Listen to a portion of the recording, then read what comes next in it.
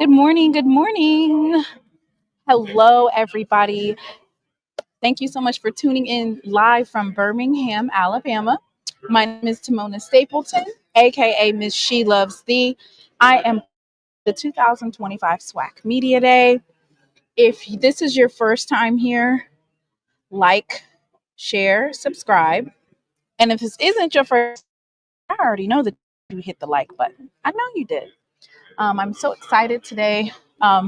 It's my third consecutive year of participating in SWAC Media Day. We have some great interviews. We have some coaches, student athletes, maybe some ADs, and some other folks. Uh, Drop in the chat if you're here. Let me know, where are you hailing from? Are you in Mississippi? Are you in North Carolina, South Carolina, Alabama? Let me know in the chat where you guys are tuning in from. Let me know if it's too loud in here, if the noise, because there's a lot more people in here. A lot more people. Okay, Michigan. Hi, Coach. Come right on over here. Where he going? Oh, but it's just when I thought I had a coach.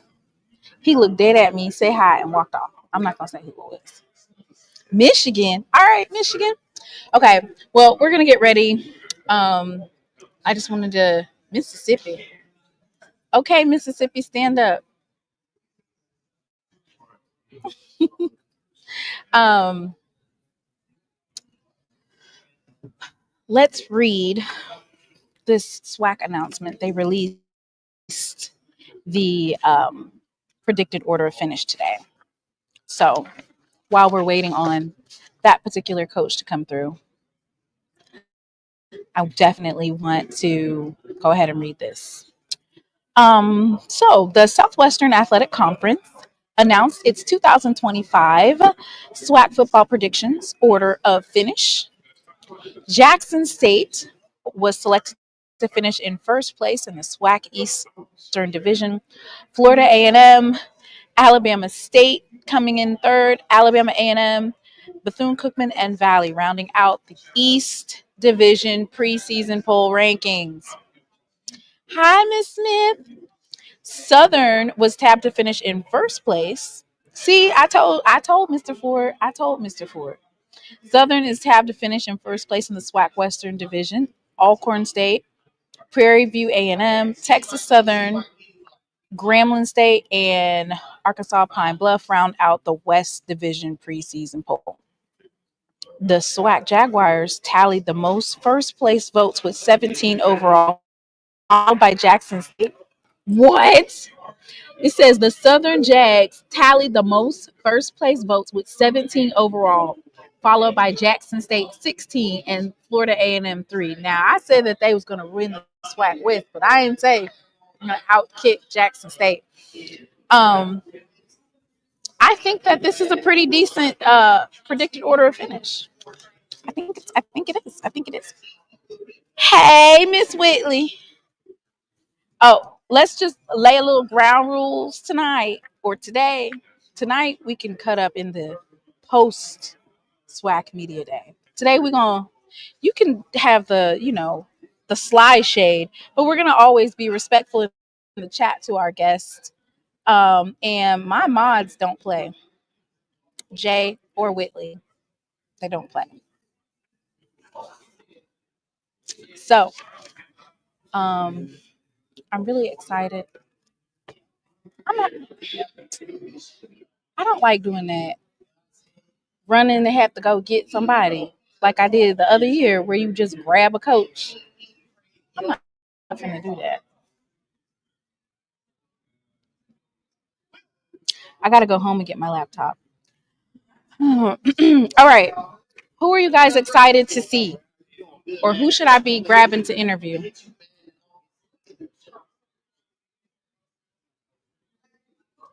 Of course, Jackson State. Wait, I got my pom-pom, right? I put it up, but I got my pom-pom ready. for the reigning national champs. Um, okay, I'll just go ahead and show you guys my little things. Okay, so I'm just run through them real quick to make sure that they're working correctly, that they're set up like they're supposed to. Like I'm trying to make sure all of them are done correctly. This is like the production before the production.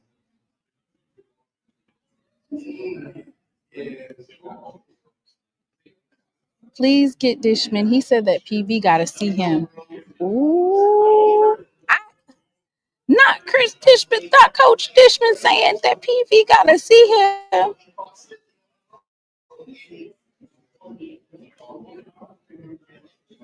All right.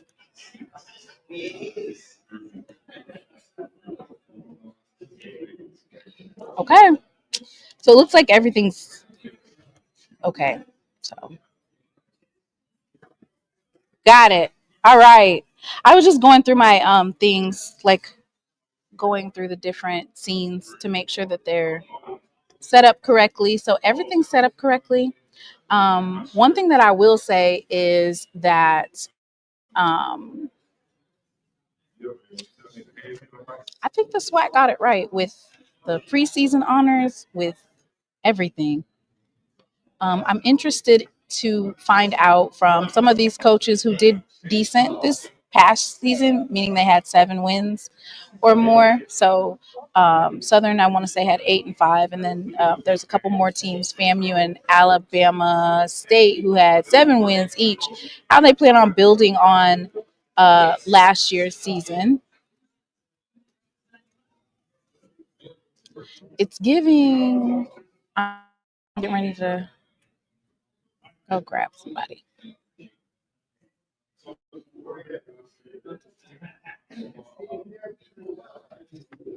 Hey, nephew.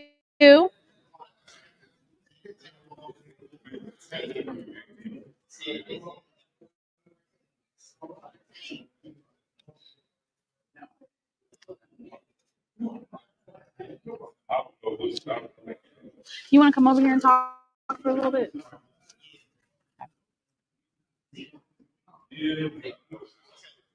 Are you live?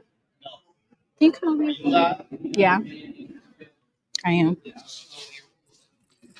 Okay. I'm going to just bring in a special guest for right now. Let me see. Here you go. What's up, good people? All the Jackson State folks out there. Wild Wayne Cartwright here on location. Cartwright here. For some reason, I got Alabama A&M to the left and Alabama A&M to the right. I feel like I'm being overwhelmed. Why did y'all both pick over here? Listen, the room, there wasn't that many places to go here in the room. I'm stuck in between Alabama A&M and Alabama A&M.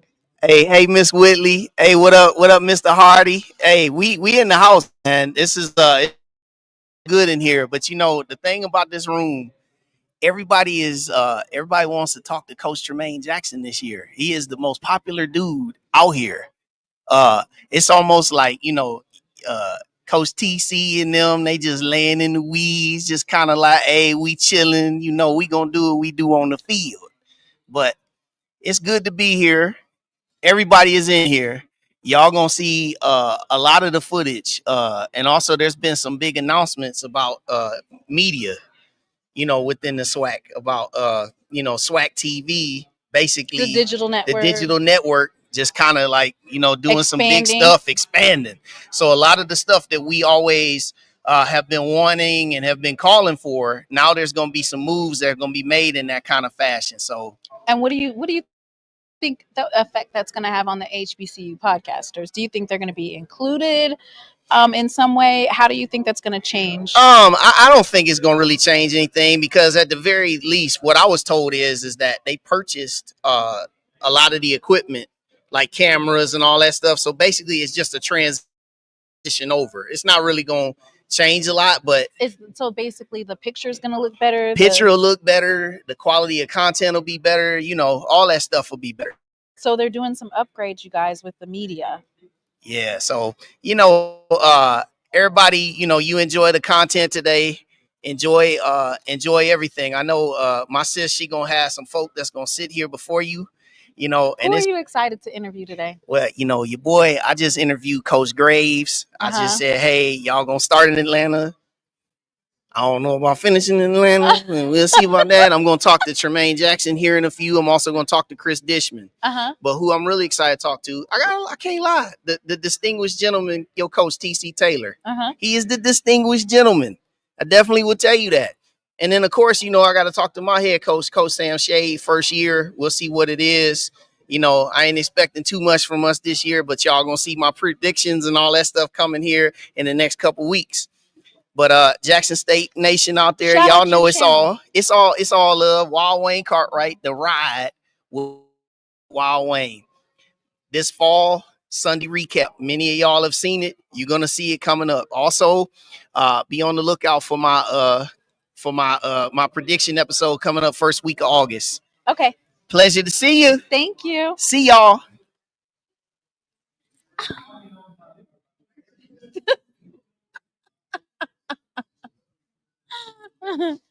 All right. How was that sound? That was kind of like a test on the sound. The thing is, like, a lot of times I really just have to like get up and go get the coaches, go get the ADs, and then go get the coaches. Okay, good. Can you guys hear do I need to do noise cancellation or the sound is okay? It was really loud in here earlier. I didn't know if you guys would be able to hear the interviews. It was so loud. Cool. Good.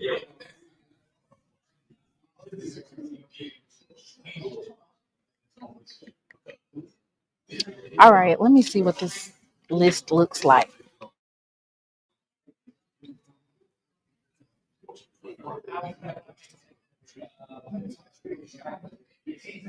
Where are we at on this schedule? Where are we at on the schedule? I am. I'll turn it on mute. Hang on just a second, y'all. I'll be right back. Y'all, let me see what I'm going to play. Oops, not that.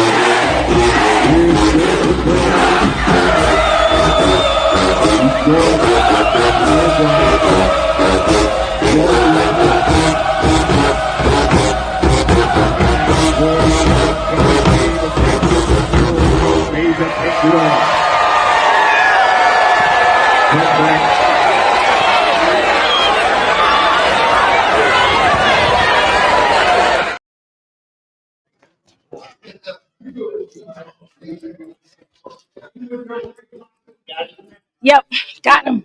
All right, I'm back, y'all. Okay,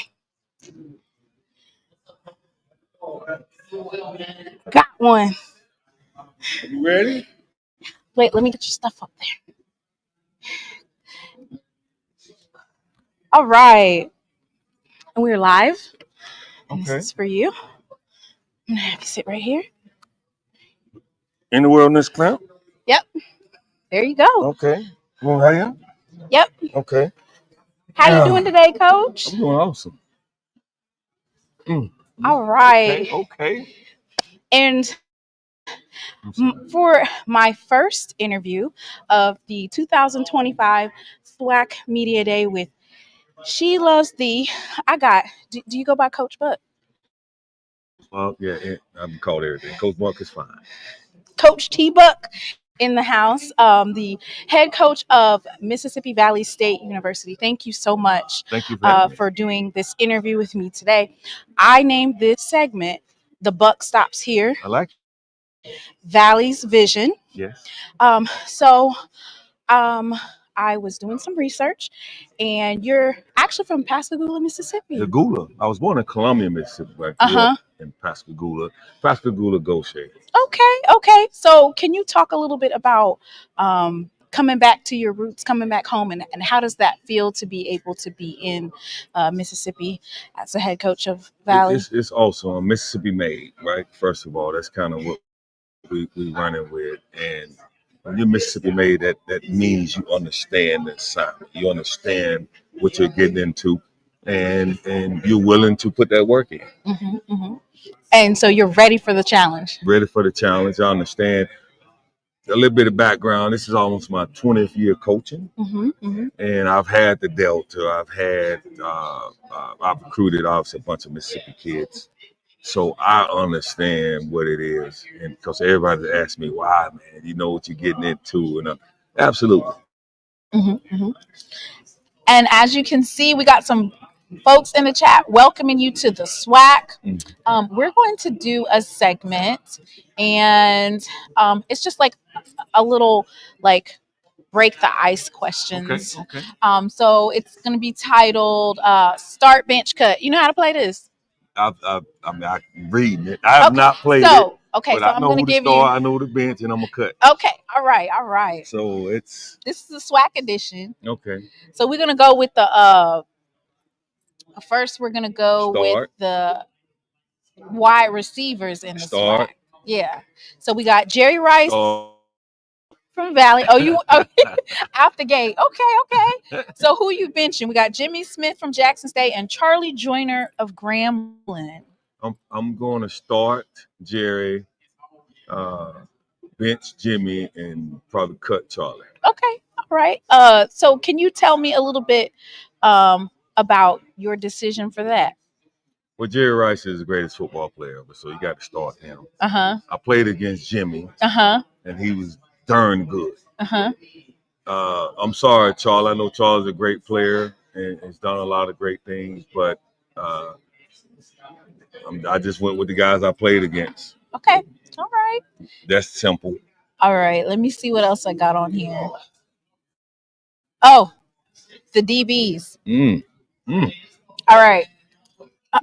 So I'm going to take the thing off of there so you can see it. Okay. So we got Roynell Young of Alcorn State, Anise Williams of Southern, and Lynn Barney of Jackson State. I'm starting Lynn Barney because he's a darn good player. I'm a bench Anise, even though he's a Hall of Famer. I know, and probably won't cut Roynell Young. Sorry, no, you got them two guys there have done All right, and so now we're just gonna go to rapid fire, just asking just a couple of questions. So let me see. Uh, do you call a trick play early or do you save it for the fourth?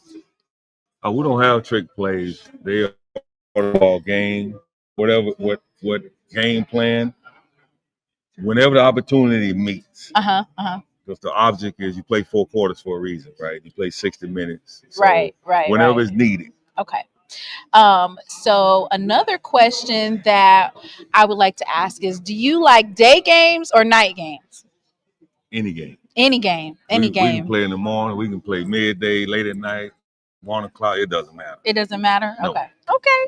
And we have a saying, any place, anytime. Any place, anytime. If you want it, you can get it. Well, okay. Let me see if I can get one more question up in here. I like y'all questions. I like it. You like them? Okay. We went over these, and I said, you know what? I got to get these questions for these coaches. Mm-hmm. So let me see if I can get another one for you. Do you call the last play of the game, or do you trust your offensive coordinator / defensive coordinator?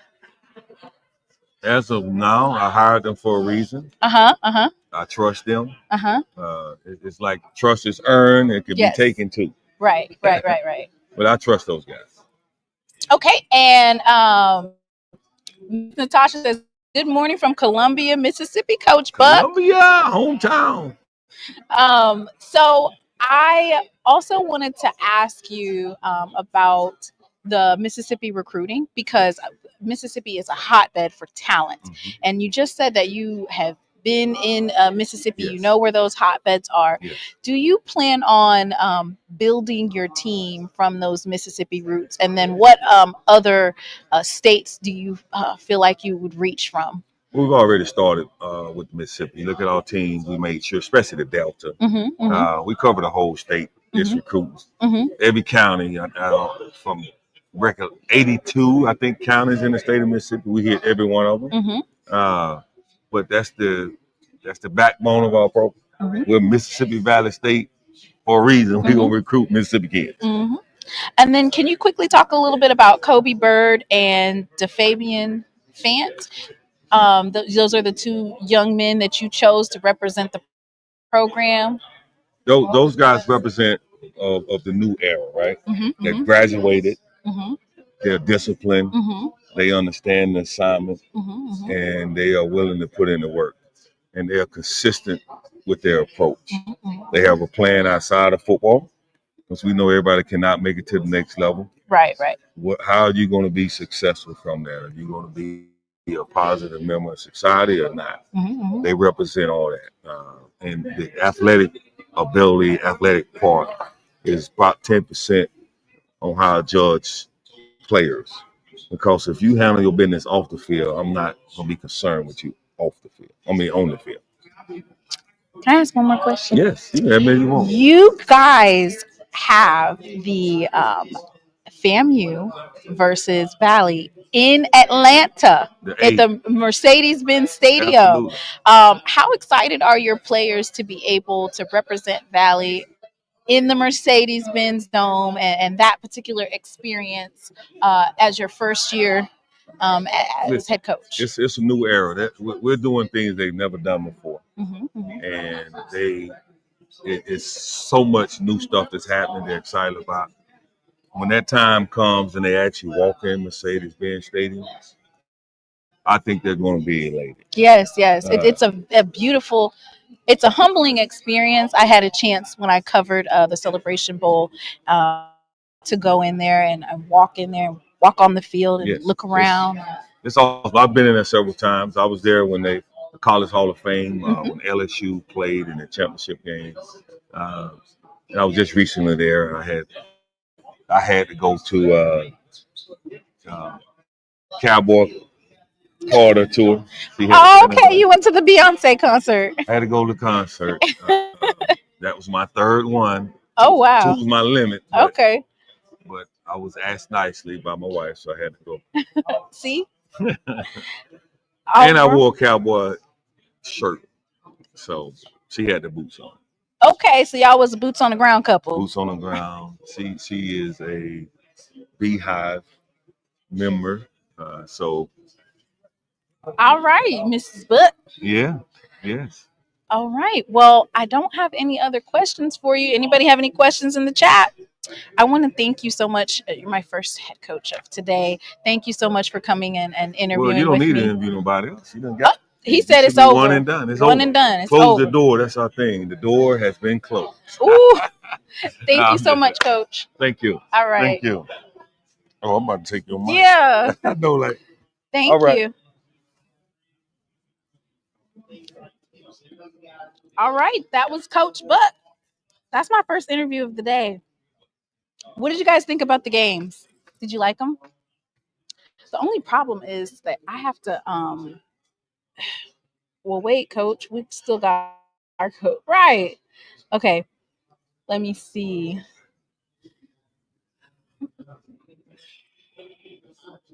The coaches are coming through. Fetus. Stop. Hopefully I'll be able to interview the student athletes. A lot of them are eating right now, so that's why.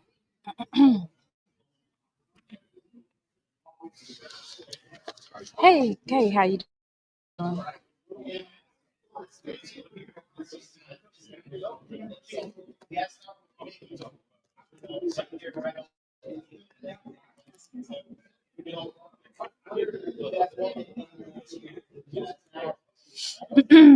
Sorry, I'm silent talking, y'all. I am silent talking. What do you guys think about the rapid fire? They're supposed to be rapid fire questions, actually.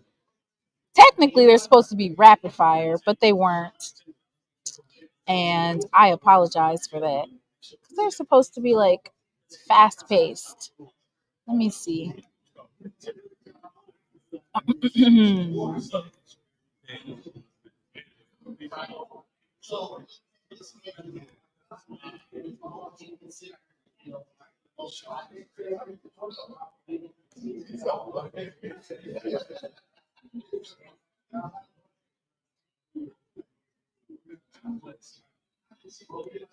Sorry, y'all. I'm just going through these questions real quick because it's kind of hard to like ask the coach a question and put it on here. I regrettably only bought one computer instead of two.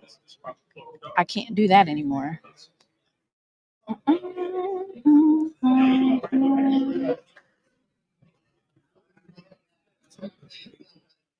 Maybe set a timer. Okay, so I need to set a timer. So technically it's supposed to be one uh start bench cut and then one set of the 5 questions and then do this or that. That's like what I plan on doing. So I need to set a timer. How for 5 minutes, Whitley, or 1 minute, 60 seconds? What am I setting it for? Okay. Because we're this is very fluid, meaning everything is, just going with the flow of things. Going with the flow of things.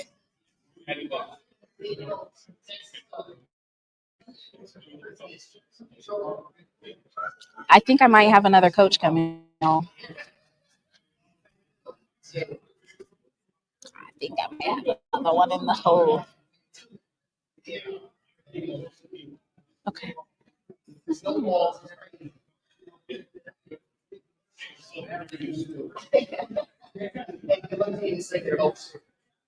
Hi, how are you?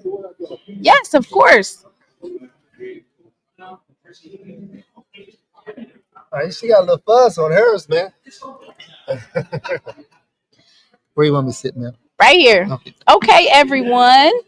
We are going to welcome to the live head coach Chris Dishman, How you doing today? I'm doing fine. And yourself? I'm great. Thank you so much for coming here and interviewing with me. Uh-huh. This segment is going to be called Straight Out of TSU Dishman Dialogue. Oh, I like that. I like that. I like that. Yes, yes. So, of course, this is your second year.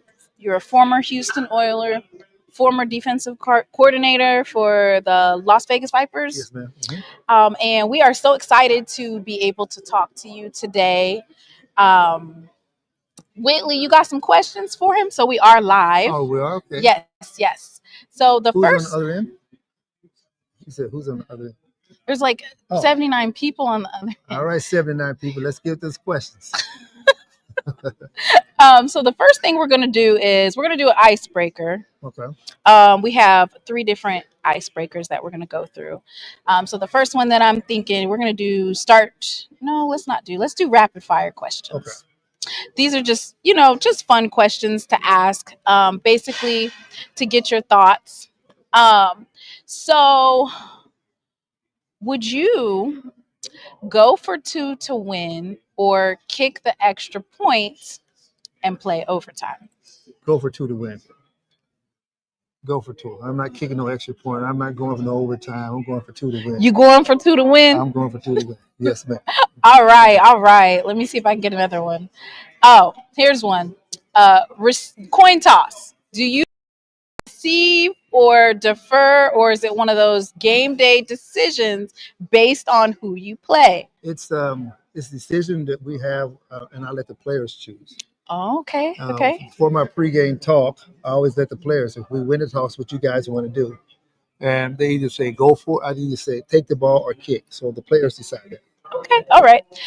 Last year, when you were on the SWAC media calls, you talked a little bit about how you don't always have like starters who are going to start every game. Mm-hmm. It's based off of practice. Yes. Do you still hold that ideology? Yes. And I got that from Coach Bennett, one of my mentors. And he says, you can't let guys get comfortable. It's okay being uncomfortable. It's okay to compete. Some guys, they name starters, they think they don't have to compete. Right, but right. Our thing is competing each and every week in order to become that 11th guy or one of the 11 guys who went out there to play. Okay. Thank you for that. So can you talk a little bit about your SWAC Media Day attendees, and KJ Cooper, the quarterback, and then DeMarcus Thompson? Can you share a little bit of information about each of them and what they bring to the team and the reason why you chose them to represent Texas Southern? KJ is a very intense leader, but he's also a very intense player, and he's very on point with every he does. He's a heck of a leader. And DeMarcus is the same way they're on defense. So that's why I chose both those guys. So the fire they have in them, if you ever interview them, they don't talk with fire, but they fire get after you for butt players. One of the biggest games for last season was that matchup between Prairie View. Yes. You knocked them in the mouth. Yes, we did. And we're going to be planning on doing it again this year. Oh, you heard him. Now, you heard him. That's our plan this year. And everybody keep asking me about that game, and I'm glad you asked me about that game. We can't worry about – I don't worry about Prairie View. I don't know who's coaching Prairie View. Prairie View is not in our thing. I'm worried about getting our players ready each and every week. Right. From game 1 to game 11. If our players play at the top notch of their ability, we should win the Prairie View game. Okay. So I can't worry. I don't know what Prairie View do on offense. I don't know what they do on defense. Right. My job is to get our players ready to play a game, no matter who you're playing against. Okay. You heard him now. He said he's going to be ready for all of the games, all of them. So I'm going to ask a couple more questions. Day game or night game? Which one's your preference? Night game if I can wear my boots. Wear your boots? You got boots? I got to put my boots on the ground. Where are those fans at? Oh, my goodness. I got to put my boots on the ground. Look, the boots on the ground for the SWAC this season, it's going to be up. He's got the boots on. I got the boots. Whoa, he got his boots on the ground. Now we just need the fans. So y'all heard that, Prairie View. Y'all fans, you got to be there. Not Prairie View, Texas Southern. Oh, no, Prairie View and Texas Southern at that game. No, I want Texas Southern fans. I want 30,000 at the Labor Day Classic. There's usually about 30,000. I want 30,000 Texas Southern Oh, fans. you want 30,000 by themselves? Yeah, and 2,000 Prairie View fans. I was about to say something about the 2,000 fans, but I'm gonna leave that alone. So blitz on third and long, or play it safe with zone. Blitz. Ooh, We're going for it all. You gonna blitz? Yeah, we're not holding back. The coaches know that I'm not a holdback guy. We're not going to play it safe. Play it safe, lose games. We're going to blitz on third down. We're going to go for two if we have to. We're going for the win. Very aggressive, very aggressive. Yes. So is your particular offense, is it going to be run first identity, pass heavy swagger, or are you going to do a mixture of both to shake things up? Mixture of both. Trick plays here and there to keep the defense on their toes.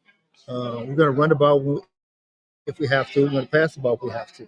So the thing is, keep the defense off balance. And my last question, this or that, we run the SWAC or the SWAC runs through us? SWAC run through us. Thank you so much, Coach. All right, thank you. Have a great one. All right. And good luck to Texas Southern Tigers. Y'all, he said, where them fans at? Make sure that y'all get to all of these games because he's wearing his boots. I'm wearing my boots. Thank you so much. All right, thank you. Have a great day, okay? All right. You heard him right. He said there's going to be 2,000 Prairie View fans and 30,000 Texas Southern fans.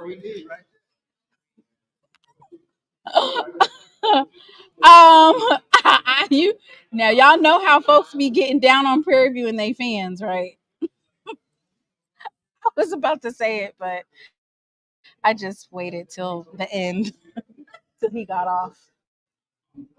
All right. Lord have mercy. Did y'all hear it?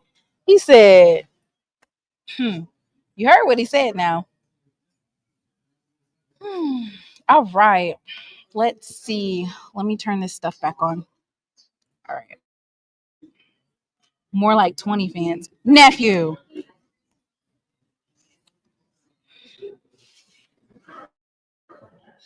I can't wait till dark. Thetis. Whitley, you got him you had me asking him the right question and got it on wax. What he said we're gonna do it again. You know what I thought of? I thought of that Love and Hip Hop episode where she said, do it again, whack them for me. Nah, he's talking noise. He was talking noise, y'all. See, that's what we like to hear. Nothing wrong with a little bit of rivalry. All right, y'all. Let me see if I can get another coach through here. You guys want me to put on some music or just leave y'all here while I go grab somebody else? Let me see.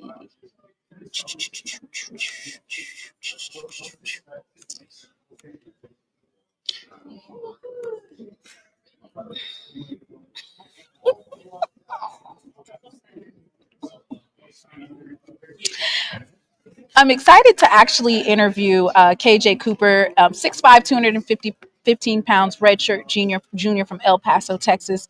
He returns for the second season at Texas Southern, and he was the quarterback that led Texas Southern to their first Labor Day Classic win over Prairie View A&M since 2014. He passed for 180 yards on 19 of 29 attempts with one touchdown. So I'm excited to actually talk to that young man. And then DeMarcus Thompson is the defensive lineman, 6'4", 275-pound graduate. He returns for his second season at Texas Southern, and he finishes it with 22 tackles, 3 tackles for loss, and 2 sacks. He recovered a fumble, transferred from the University of Delaware, where he earned CAA Football Commissioner's Academic Honor Roll.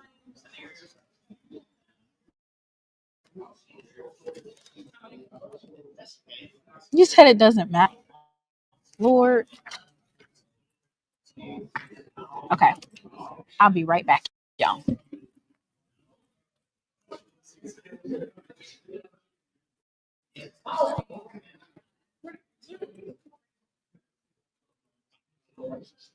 Good. How are you? Okay. I got you.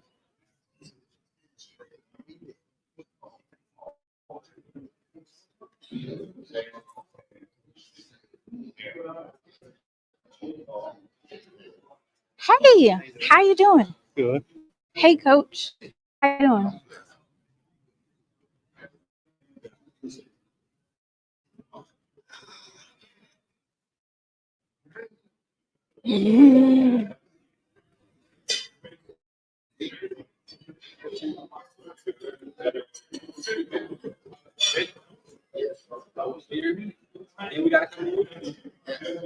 Please. How long is it? For 5. You have 5 minutes? How long will this Do take? I have 5? Yeah. I can do an interview in 5 minutes. We go to Alabama. So We got to do this. Then we come yeah, I to come here. Okay, great. All right.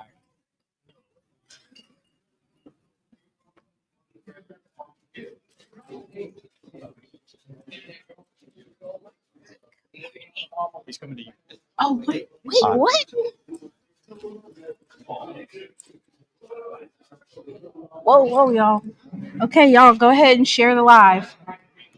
What the world? I'm not even ready right now. I'm not ready.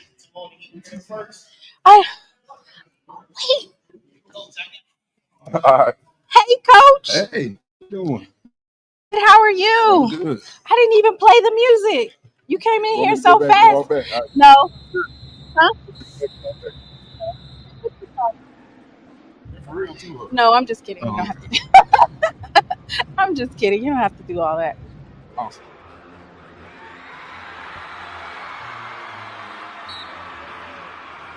The champs are here. The champs are here. Share the live, y'all.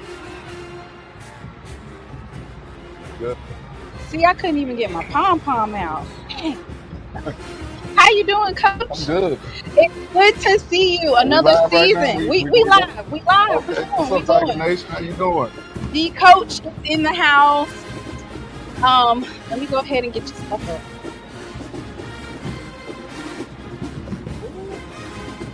Boom. There we go. There we go. There we go. Let me turn the music off. I got it over here like you're doing the entrance. All right. Thank you guys so much for tuning in to She Loves Thee. I am here live with head coach TC Taylor in his 3rd year. Yeah. You're already the 2024 HBCU national champ. And one of the fan questions was, what are the next set of fingers that you're going to use for this year's two rings? Which ones are you going to use this year? I was thinking about doing the pinky. The Because pinky? I'm kind of running out of. You running out of I'm running space. out of space You're right now. running out of space. So, at this point, I'm just collecting them like trophies. Oh, Lord, like Thanos. There Like you go. Just Thanos. collecting them. He's collecting them. So, Coach, I want to thank you for coming on the live. It was a hell of a season. Hell of a season. Thank you. And then this beginning of the season, you are starting off. You have 12 All-SWAC preseason honor student athletes. How does it feel to be acknowledged this time and given the just due for your team? I'm excited for the players. You think back when I first got the job was 23. We didn't have a lot of guys. Last year, we didn't have a lot of guys. But to have 12 guys on there, quite a few on the first team, offense, on the defense, all over the place, special teams, even Gerardo Beza, first team Yes, kicker, yes, shout out to yes. G Baby. But I'm excited for those guys. But this is what I told them. I said, that's based off 24. This is preseason stuff that's based off the performances you had this past season. So what are you going to do this year? What is the postseason? That postseason list is going to look like. Right. So we got to go out there and do it again. That's what I'm talking about. They talk about it all the time, running it back. So I'm excited for those guys, but they, that's a blessing from God for them to, be all conference to have that many guys, as well as my coaching staff too, to be blessed to have that many guys. Yes. Speaking of the coaching staff, I remember last year we were talking and you were saying, I've got, when you start winning and you got a good coaching staff, they start coming to get them.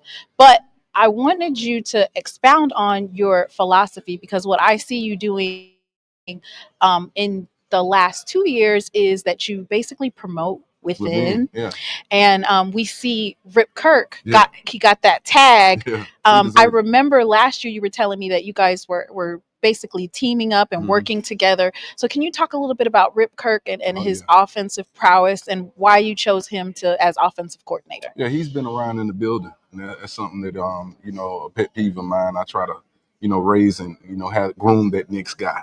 You know, so with Coach Kirk, he's done a great job with Jacobian Morgan to my preseason offensive player of the year, a national championship quarterback. So he's done a great job. But a lot of people don't know I gave him the reins a lot in that Celebration Bowl game to go out there and make some calls. He did a great job, you know, and that was a good test for him. But he's a student of the game, played quarterback at his highest level, went to Mississippi State, been around me. He knows my system. You know, he knows what I want offensively. So, you know, I'm going to put a little more on him this year to go out there and be great, but shoot, he got the talent around him. You got right. Championship quarterback, receivers. You know, receiver room is loaded, offensive line is loaded. So, like I tell him all the time, just don't go out there and screw it up. So, speaking of the system, that, you know, it's great to watch the development. So, you know, starting off in the beginning of last year, you had a quarterback battle, and then Jacobian Morgan became that guy, and then you see him developing, and he's also had a lot of off-season training. Can you talk a little bit about your system coming into this year?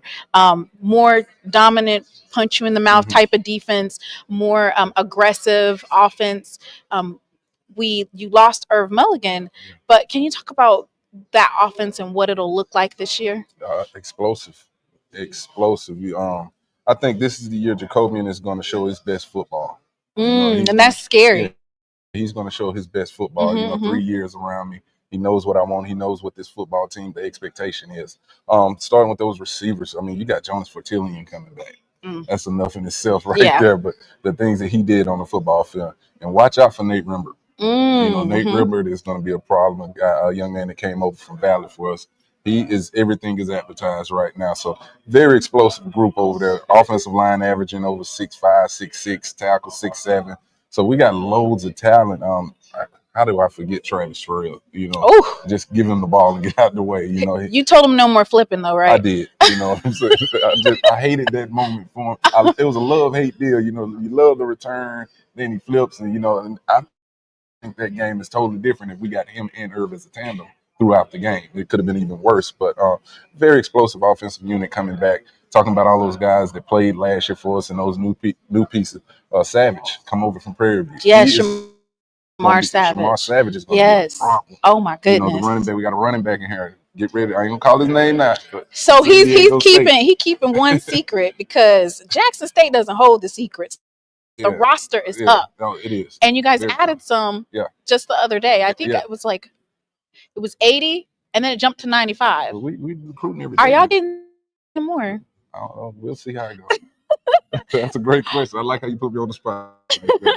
Okay, so now I'm going to ask some fan questions. Jerome Brooks of Charlotte says, are there any thoughts on newcomers like Jared Lockhart? Wow. He's been there all summer as well, quarterback out of Charlotte area.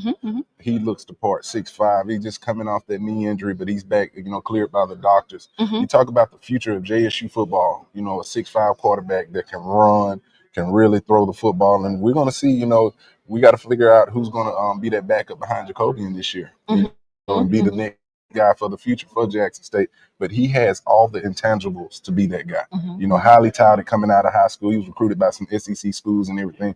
It's just unfortunate for him. He had that knee injury, and you know, and fell right in our lap. So we were blessed to get him. Right. He cleared that, but he's looking real strong right now. And then I also saw Parker Stofa on very explosive. We got to see glimpses of him in that Alcorn State game last year, and then Ethan Terrell.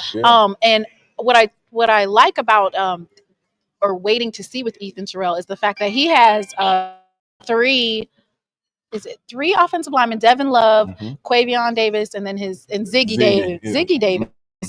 So that's 4 players from one school. Played at the same high school. You know, but the thing about them, they're young, all 3. You know, so I told those guys, you know, that you're going to have to take advantage of every rep, because quarterbacking is a little different. There can only be one on the field Right. So, and then, like I said, again, for us, we're trying to find out who's going to be the guy of the future. This is Jacobian's last year. So one of you guys got to step up and back up and be a solid backup this year, and everybody has to be able to play. You look at last year, we played, 3 quarterbacks, that were impactful for us. Yes. Zion Yes. McDonald came in and, took over in the SWAC championship game. Cam McCoy played well early for us in the lane game at Right. home, so And Zai's starting actually at Clark Atlanta. yeah, You have your backup quarterbacks are starting at other schools. Huge impact there. I guarantee you that. Coach Teddy Keaton is a good friend of mine, good friend of the family's. He's going to do well with Coach Keaton over there. You can mark my words on that. You guys have any questions for Coach TC? He's got to get up out of here. I can't hog him. So I'm going to wait for one more question. I'm going to ask you some of these. They're just like little fun questions. All right. Blitz on 3rd and long or play it safe with zone? We're going after you. We're going after. We got the animals to go do it, so we're going to blitz on 3rd and long. Run first identity, pass heavy swagger, or you're going to have. Last year, I have to be honest, we did a good job with. Anytime you got the offensive player there in Herb Mulligan, you got to think run first. But this year look more different for us. We got Jacobian Morgan now. We're going to put the ball in his hands a little more. Okay. Field goal to win or 2-point I think it's supposed to be field goal to tie. So a field goal to tie or a 2-point conversion to seal it. We're going for 2. You're going to go for 2? Depending now, you got to get me in where we at in the football game. See, that matters. It's got to be the fourth quarter, 6 minutes left. Oh, no, we got to kick the field. You go kick the field. Fourth quarter, 2 minutes left. We're going to kick the field goal. Okay. Yeah. So it's only like a minute and 30 seconds or less. All right. I got it. And then it's the vibe of the game, how well we're playing as well. All right. Let's do a SWAC bench cut one. Ooh, wait. Okay, let's do it. All right. So we have start bench cut Jerry Rice out of Valley, Jimmy Smith from Jackson State, and then Charlie Joyner out of Grambling. So who are you going to start? I got to start my guy, Jimmy, man. He JSU. I know everybody going to talk crazy about Jerry Rice and all this, but I'm going with my JSU guy, Jimmy Smith. Jimmy Smith Jag. All right. Bench for Jerry and cut, my guy, Joyner. All right. We're going to do the DBs. Roynell Young of Alcorn State, Aeneas Williams of Southern, and then Lynn Barney of Jackson State. Same deal. That's easy. Let's start Lynn Barney. You can put the other 2 where you want to. All right. So ask some country boy rapid questions. Okay. So they want to ask you some questions. So would you rather go deer hunting or fishing? Hunting, by far. Hunting by far. Yeah, it ain't even close. It's not close? Nah, deer hunting. Catfish or pan trout? Catfish. See, the problem is it's supposed to be rapid fire, but I'm doing them off the dome. He already said it. He said hunting all day long. By the way, since we're talking about Country Boy, we got the Country Boy event coming up August 15th. Okay, shout it out, August 15th. That's like a fan fest day. So bring the kids, everybody come out. I need everybody, all that JSU support. Everybody come out. We got Arthur Young, PC Band gonna be there. I mean, it's gonna be. You wearing the boots? You wearing boots? Camo boots, everything. Okay. Boots on the ground. It's gonna be that kind of event. I need you guys to go out and support this event. It's gonna be huge. August 15th, you guys heard Coach TC at the vet. To that August 30th kickoff. Let's go. All right. Well, I don't want to hog you. Okay. We could be talking for a whole hour back and forth. Yeah. They're like, hey, you need to let him go. There you go. Yep, here he comes. So thank you so much, Coach TC. I'm so excited about this upcoming season. Can't wait. And it's gonna be a special. Yes. Run it back. Hey, Tiger Nation, get those season tickets. I see you August 15th first for the boots on the ground. Then we're gonna kick off August 30th. It's gonna be a show this year. Run it back. Watch me pull and tell Coach TC and hey, Dr. Kanisha, she's from Howard. Oh, really? Yeah. So she said Coach TC invited. She's coming to a game. I need to see her there then. All right. Let's do it. Thank you. Thank you. Take care. I can't hog Coach TC all day, y'all. That would be rude. Where I'm going now? Oh, I gotta go. All right. Run it back. Run it back. Run it back. No. Oh, okay. Get your mic. That would be a good idea. Where is it? He still got it on? I have not. How you doing? I'm good, man. Bless. Lord. Thank you. I appreciate Don't say nothing, Coach. Can y'all hear him talking? Let me mute it real quick.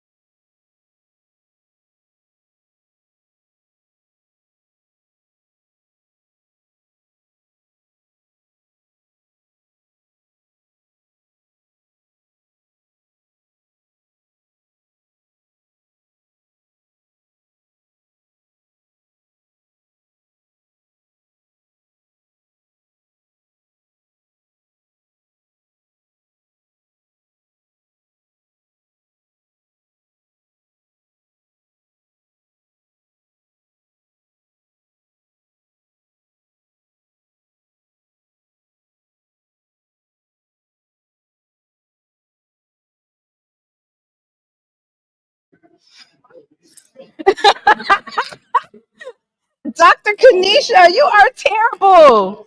She over there talking about let's just see something first. No. All right. We should.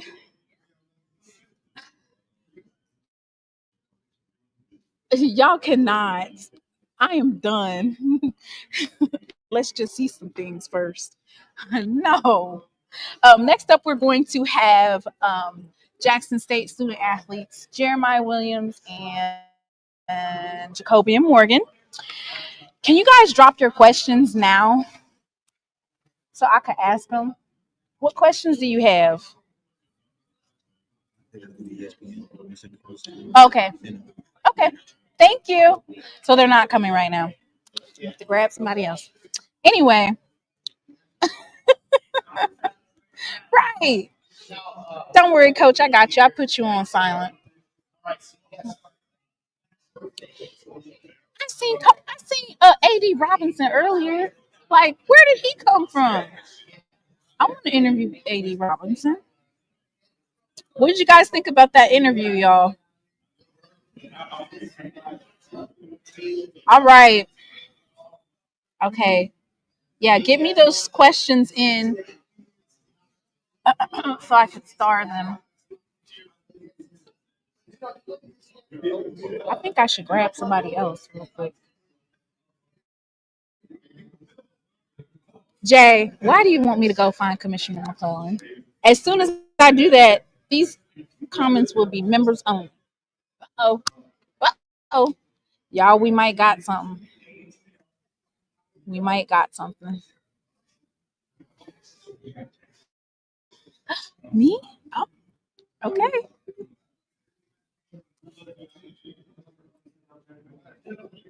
All right. How you doing? I'm good. How are you? Tmaine.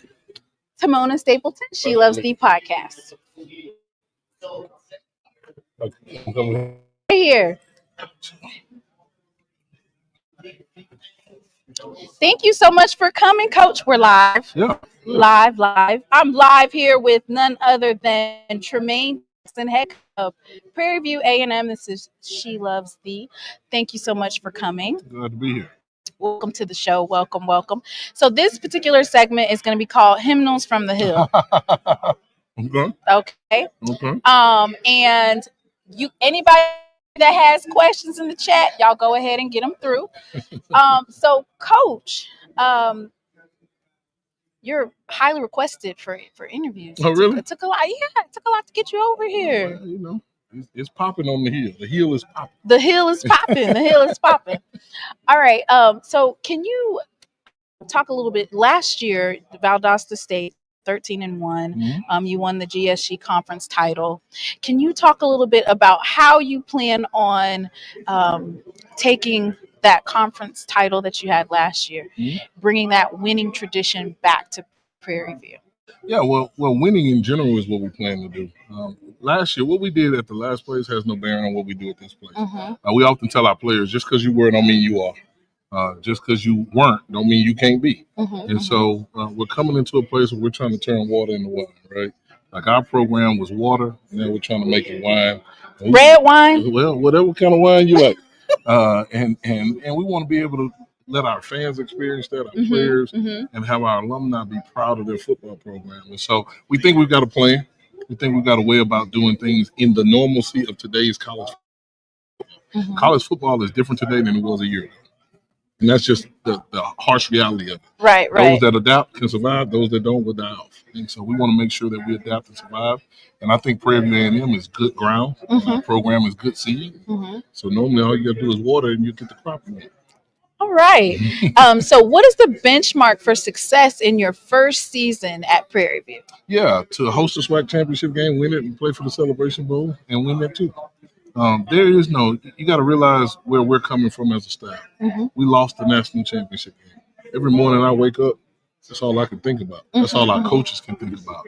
And so just because we're in year one, that doesn't mean we're going to water down our own standard. But we're also bringing the standard to Prairie View A&M. Nobody was talking about Atlanta before we got here. We were just happy just going to the SWAC championship game. Now we're talking about going to Atlanta. Now we're talking about winning the SWAC championship. So we brought a level of vision here that now people are seeing through the lens, and that's what we want. Anything less than win the national championship is a failure. Anything less? Anything less. You heard him. He said anything less. So you went viral for a couple of different reasons, but one of my favorite ones is your Atlanta song. Can we sing that together, or is that only for the camera? No, that means He's not finna do Atlanta. Yeah, I ain't gonna do it right here, but No. but we certainly believe Atlanta is the land of the purple and gold. We believe it. All right. The next question that I have, you said that you're not going to release your full roster for everybody to go through. That's another thing. But we do have Trevon Jones and Jamal Marshall that are here to represent Prairie View. Can you tell me a little bit about them and what they bring to the table and why you chose them to represent Prairie View? Yeah, Jamal Marshall's been a journeyman in our program. Started off as a walk-on, ended up getting a scholarship before we got here, and has embodied nothing but the rules and values and the expectations of our program since we've been here. And then Trevon Jones is a new player that we brought here in January. He's quickly risen to be a leader in our program. And so I thought when we were picking, we could have picked a lot of guys. Right. But I thought those two guys being seniors, they talk like we talk, they speak the language. And so that was really important for us. Okay. All right. Lastly, I'm going to just ask you a couple of questions. They're just, fun starter questions just to get your feel on things. So do you go for 2 to win, or do you kick an extra point and play overtime? Well, depends on my gut. I'm probably going to go for 2. You're going to go for 2? Mm-hmm. Okay. Do you call the last play of the game, or do you let your offensive coordinator / defensive coordinator do the call? Yeah, I let the coordinators. I ain't called plays in 8 years. I ain't gonna. Okay. I'm Okay. rusty at that. Okay. Day game or night game? Day. Do you call a trick play early, or do you save it for the fourth quarter? We call it early because it's like playing a video game to me. A trick play? Okay, in a coin toss, do you defer, or Always. you always defer? Always. See, I'm I defensive guy. like playing these games because that's how you get the coaches to tell you just a little bit when you play it. Now, if you just ask It's no straight secret. If they playing us, we defend. Okay, all right. You have to mic one player on your team. Who's the funniest? I'm probably gonna mic Trevon Jones. He's a funny dude. And if you weren't a football coach, what would you be doing? Trying to figure out how to be a football coach. I'd be trying to figure it out. All right. Well, I don't have any other questions for you, Coach, but I do appreciate you for coming through. I'm excited to see what your season will bring. He said it. He said Celebration Bowl or bust. Anything less is a failure. So we're going to wish Coach Tmaine Jackson well. Thank you for coming in and I doing the appreciate interview. it. Thank you. Go Panthers. Thank you. All right. All right. Appreciate you. Thank you.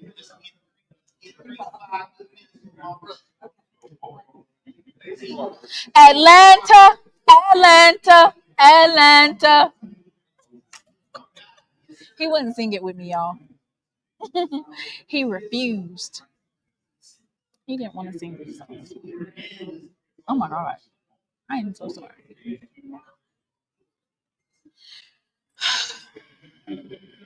So what do you guys think? Hey, Tmaine. Hey, what do y'all think about Mr. Punch Mouth in this one? I need Coach Jack to unblock me. Bring me. I'm glad you didn't ask that on my channel. I just had to put the eye emojis because we're supposed to behave. Yeah, y'all wait until this evening to say anything. Y'all wait till that happens. Brandy, I'm glad you didn't say that while he was sitting here.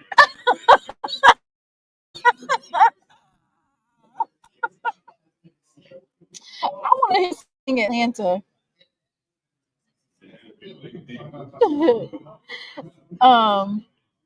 Let me see. Y'all, I think I'm gonna go grab another coach real quick.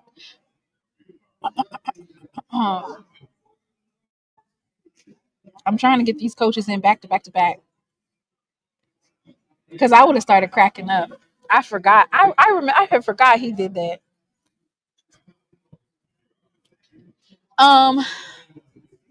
Go get Pastor Graves. Okay, I'm gonna go get Pastor Graves, y'all. Here, let me put something up here for y'all to listen to. How you gonna fix it? You done messed me up the jobless visit. I done called the police because I'm doing a refund. A refund is due unto me. Don't feel like I just been abused out here today. God ain't pleased with this. You can't do the saints like this. Boy, I don't even know if I'm gonna sit out here till the police come. I'm gonna sit out here till the police come. I'm doing refund. Because I'm doing one of me.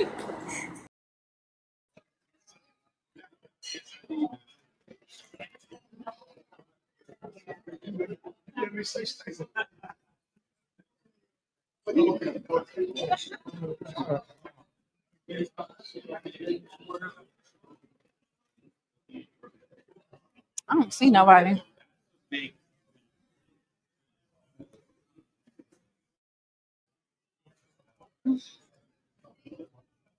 Coach, don't forget about me.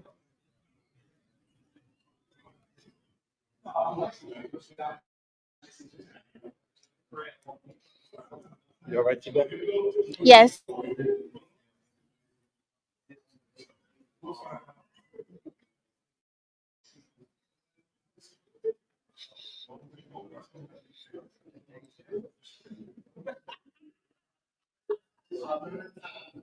We're not on yet.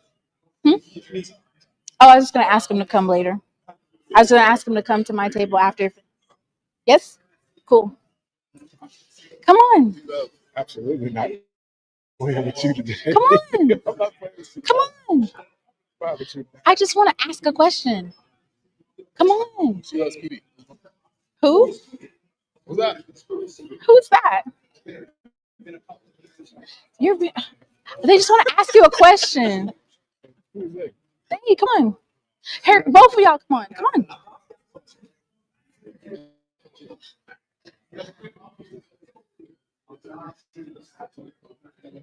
Hi, how you guys doing? Okay, never mind. I mean, not never mind. The students are right here. Okay, hang on just a second. Let me get. All right. Okay. Wait, I gotta get this stuff ready. All right. We have our first set of student athletes. I'm gonna have you guys. Let me see. Let me scoot over and make this a little bigger so both of y'all can fit over here. Yes, ma'am. There we go. Let's see. Okay, yes, we can see both of you. Cool. Cool. All right, everybody, welcome. Okay, here you guys go. Let me see. I think I'm supposed to put a thing over that, but I don't have one. I do have it, but I don't know where it is. Here it is. Hey, coach. Here it is right here. Do you want to put it over there or do you want to just do that? It looks kind of weird, doesn't it? Whatever you want to do. Okay. It's your show. Sorry. All right. And we are live, just so you guys know. All right. All right. We are welcoming to the live the 2025 student athletes from UAPB. We have Trey Glimpf. Am I saying that right? Glimpf. Trey Glimpf, Yes, ma'am. the place kicker, and Jeremiah Rogers, who's an offensive lineman. How you guys feeling today? We're excited. Amazing, man. Feeling amazing. All right. I just wanted to talk a little bit about your upcoming season. What game are you most excited to play? Texas Tech, the first one. Yeah, Texas Tech. Okay. And can you guys talk a little bit about the atmosphere in the locker room and the camaraderie that you have with the other teammates? I think it's a good vibe. I think this is the closest this group has been. We had a lot of guys come back. Very small portal class, so everybody's been here. There's good continuity with the group. Everybody shows up on time. Mm-hmm. Everybody's getting their work in. We're really excited about our team, and we're excited about the season. And we believe that we left a lot on the field last year, and we believe that we have a lot to achieve. Yeah, the morale is at an all-time high right now. Everybody's itching to put on pads, just get out on the field and practice to the best of their ability. And we're just ready to go. All right. I'm going to ask you guys just some rapid fire type of questions. I'm going to start with Trey. Okay. So day game or night game? Day game. Practice in the rain or extreme heat? Heat. Which team has the best halftime show besides yours? That's a good question. I get to see all the halftime shows because I don't like staying in the locker room at halftime. I thought Grambling was pretty good last year. They do a good job over there. Alcorn was cool. Really, everybody in the SWAC. But, we love the M4, so they're special to us. All black uniforms or throwback classics? I love the all black at night, but during the day, the throwbacks are where it's at. All right. And Jeremiah, let me do you. Okay. If you had to mic one player on your team, who is the funniest? Funniest. I mean, I know I've been ranked top 5, but I'd say offensive lineman Austin. Oh, yeah. Yeah. Big Austin. All right. And what's the hardest place to play in the SWAC? Hardest place to play in the SWAC? It's a great question. What do you think? I thought Alcorn was a really cool environment last year. Yeah. I'd say Alcorn. Yeah. Alcorn or Graham. From your head coach, when you're doing when you're listening to a pregame speech, do you like him to be loud and fiery or calm and focused? Which one? I feel like it's a little bit of both, impact? depending on the situation we're in, or just regular environment. I like the up tempo beat type of speech. All right. Coach Hamp has great pregame speeches. He gets us ready to go every week. All right. And let's play this or that SWAC edition. Okay. Which one do you think is more pressure, a rivalry game or a classic? Because I know you guys were in the Southern here. You're playing in the Southern Heritage Classic. So which one do you think has is more pressure for you guys? We treat every game the same. We want to win every game we play. Playing in classics, playing in Memphis, that's a really big deal to us because there's a lot of UAPB alums. Rivalry games, there's just a little bit more juice, a little bit more in the atmosphere, a little bit more in the environment. We relish every opportunity, and every game's a fun one. In my opinion, I would say rivalry is different. You know, it's team against team. But when you're talking classics, it's more so community versus community. And I feel like more up tempo, I'd probably say the classic. Okay, I'm going to ask these for both of you guys. What is your go-to pregame snack that no one would expect? Like it's like something that you have to have either the night before or right before the game. Right before the game, I take a handful of purple Skittles and a blue Gatorade. I love grape Uncrustables. Yeah. And if your team had a mascot based on your personality, what would it be? You are the UAPB Lions, but if it was based off of your personality, which one would it be? I think it'd be, you could say a lion because we're fierce, we're energetic. You could say junkyard dog because we're a scrappy group. You know, we don't get a lot of respect in the SWAC, and that's something that this group is definitely trying to change the culture, change the narrative, and put UAPB in a spotlight. I'd say a dog. Bunch of dogs in the camp. All right. Do you guys have anything you want to say to the audience? They said you look clean. Your bow ties are fire. They like it. Thank you. They like the drip. We're just excited for the season. Getting to play in the SWAC, getting to play at UAPB is a prestigious honor, and we're just ready to make the most of every opportunity we get. Yeah, it's an honor to speak to you guys. Appreciate you guys for tuning in. Just don't miss us. All right. Trey Glimpse and Jeremiah Rogers. Good luck, young men. Thank you. Thank you guys for coming and talking with me. Yes, ma'am. Anytime. All right. That question right there. Yes. Yes, I did. I didn't.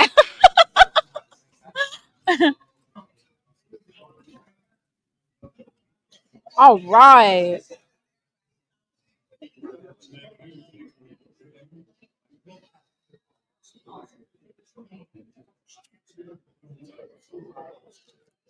These interviews are coming back to back.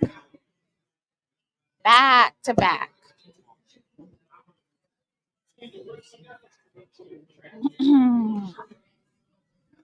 So we should have UAPB's head coach, Alonzo Hampton, coming to the live momentarily. Everybody needs to behave in chat. You know what I'm talking about. You know what I'm talking about.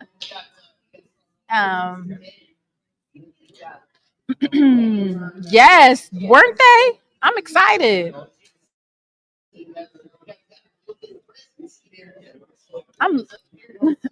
Hang on just a second, y'all. I'm gonna put a thing up. He made a big time, Willie.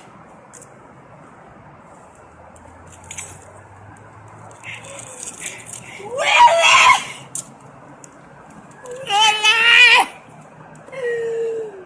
He gone! Willie!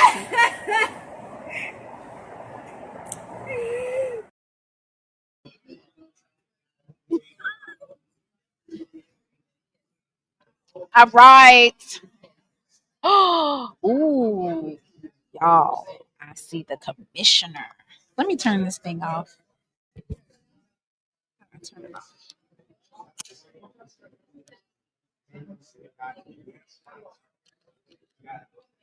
What do you guys think? What kind of questions do you have? I'm live. I need to go grab somebody else real quick. They have food in there. I need to go get some food. But let me see. Up.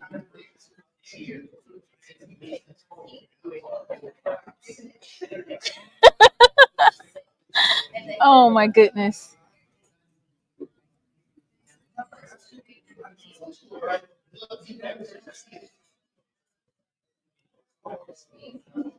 Where's Mr. Ford?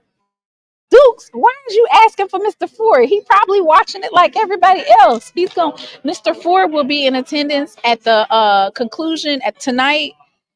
Tonight at, I want to say it's either 8 or 8:30 this evening. We're going to have a recap.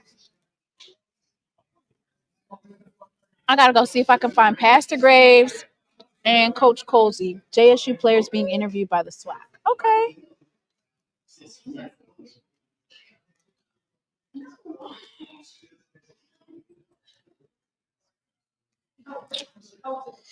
There we go. I thought he forgot about me. I see this way. I know you forgot. All right. We're gonna have to do a little bit of shifting because here you go. Here you go, Coach. No, you put it on your up here, like towards the top. There you go. See right here, it's right here. Yeah, you gotta sit right here. I shifted because I had two players at once. All right. Thank you so much for tuning in to She Loves Thee 2025 SWAC Media Day. I am here with Alcorn State head coach Cedric Thomas. Welcome to the live. The segment is going to be Brave Talk with Alcorn State head coach Cedric Thomas. Sounds good. Sounds good. Thank you so much for coming on today. How you feeling first and foremost? I'm blessed. Blessed. Okay. Amazing event. So first start off by asking you a couple questions about you building off of last season's.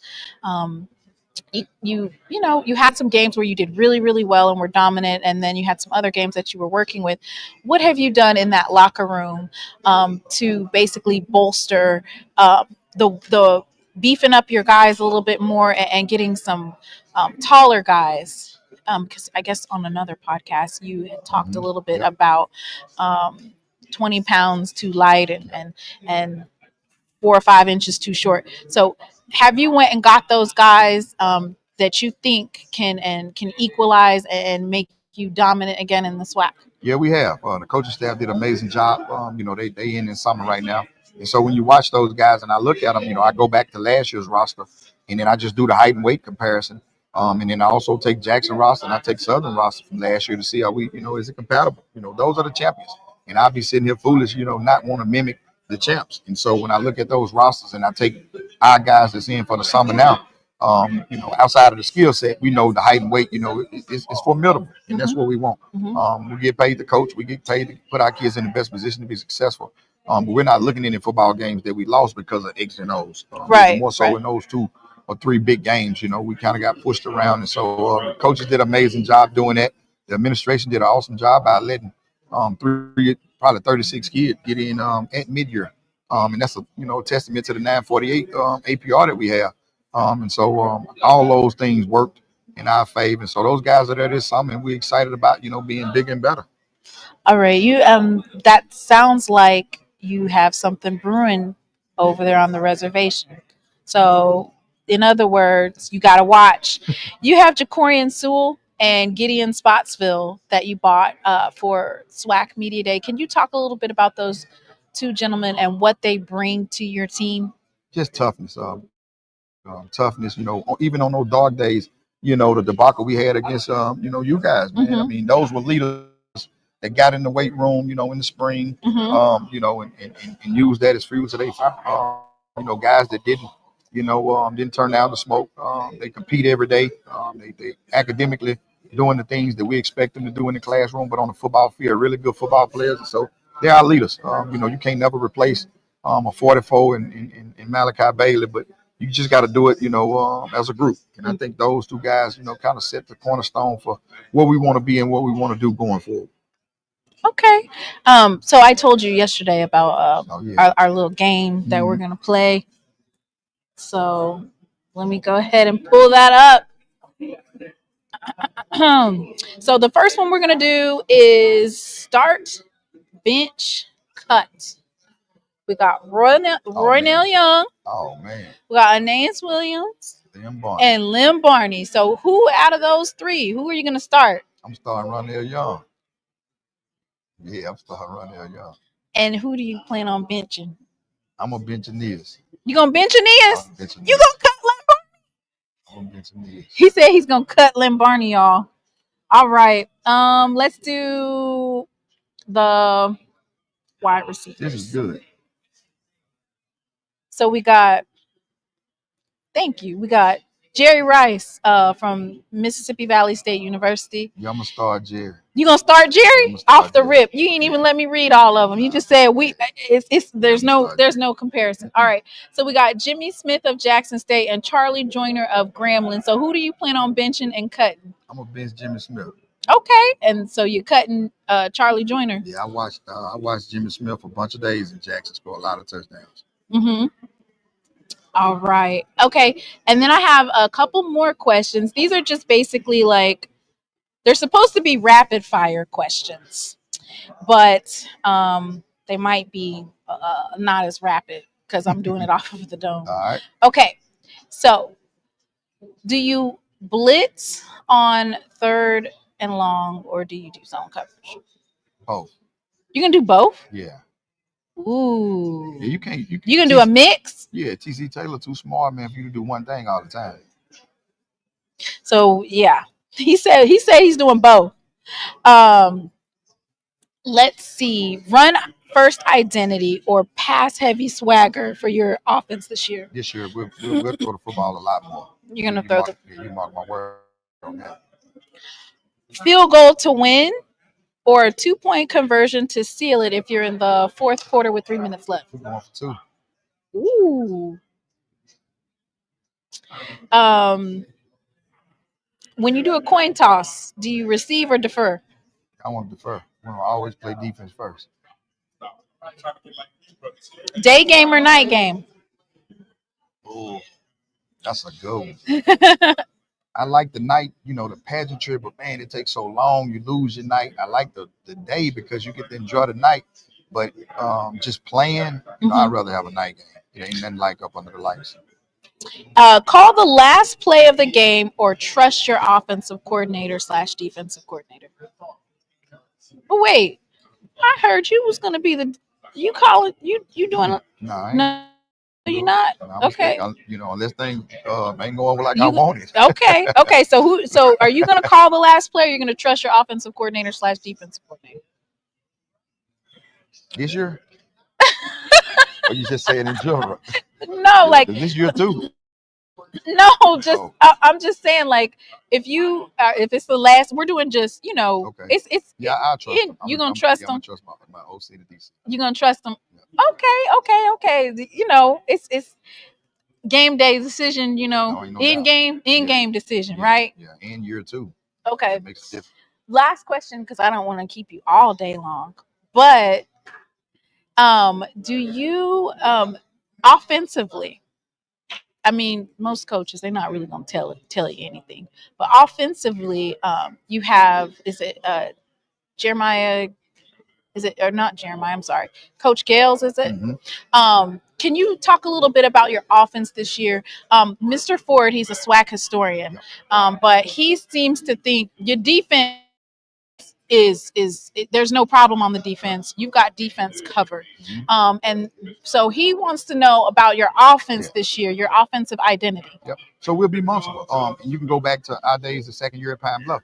This year will be totally different. I didn't go in, last year and just deplete the roster. You got to think we lost a lot of production the year before on the offensive side. And so I wasn't going to go in and just, get rid of those guys and hit the transfer portal tough. But all those guys are returning. They was just small, good football players that we now got to move into the slot. Mako going to do a really good job for us. Amarion going to do a good job. Damon. And so we just had to go out and get some bigger guys. Jarvis Rush, an Akron transfer, about 6'3", 6'4". Nico Samuel, for 6'4" kid on the edge. And so when I go back and I watch all the film, the plays are there. Mm-hmm. It's just we got to execute. And we had to get a bigger, it's hard to get off Rob McDaniel type players when you got small slots that can't create separation. So regardless of who the offensive coordinator is, there ain't no plays open. And so we had to go get a bigger product and a better product. And I thought the coaches did a really good job of it. So you'll see a multiple offense that's going to really put the ball in the air a lot more. I think that answered all the questions that I had. I want to thank you so much for coming here and doing the interview with me. And good luck on your season, I Coach. appreciate it. Appreciate what you're doing for the conference. All right. My mic. Thank you. All right. Okay, y'all. What y'all think about that?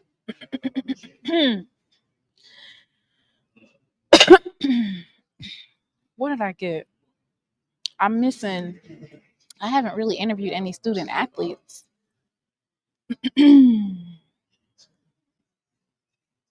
How many coaches did I interview? 1, 2, 3, 4, 5. I've interviewed 5.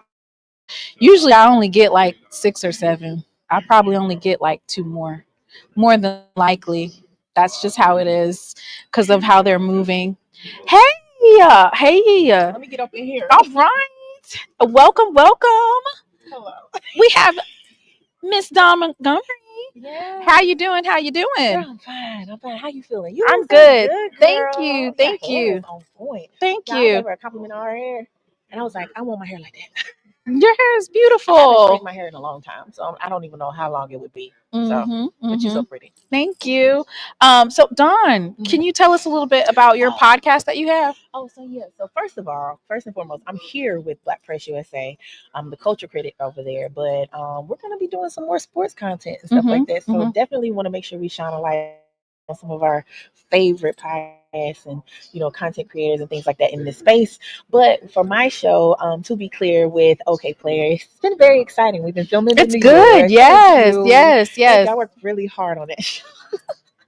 So thank you for that. But I've been enjoying it. I love it. So I'm just very grateful that there's been this great reception. One of the biggest things for me is that also like my co-host Freddie B, he is a Tennessee State grad. Okay.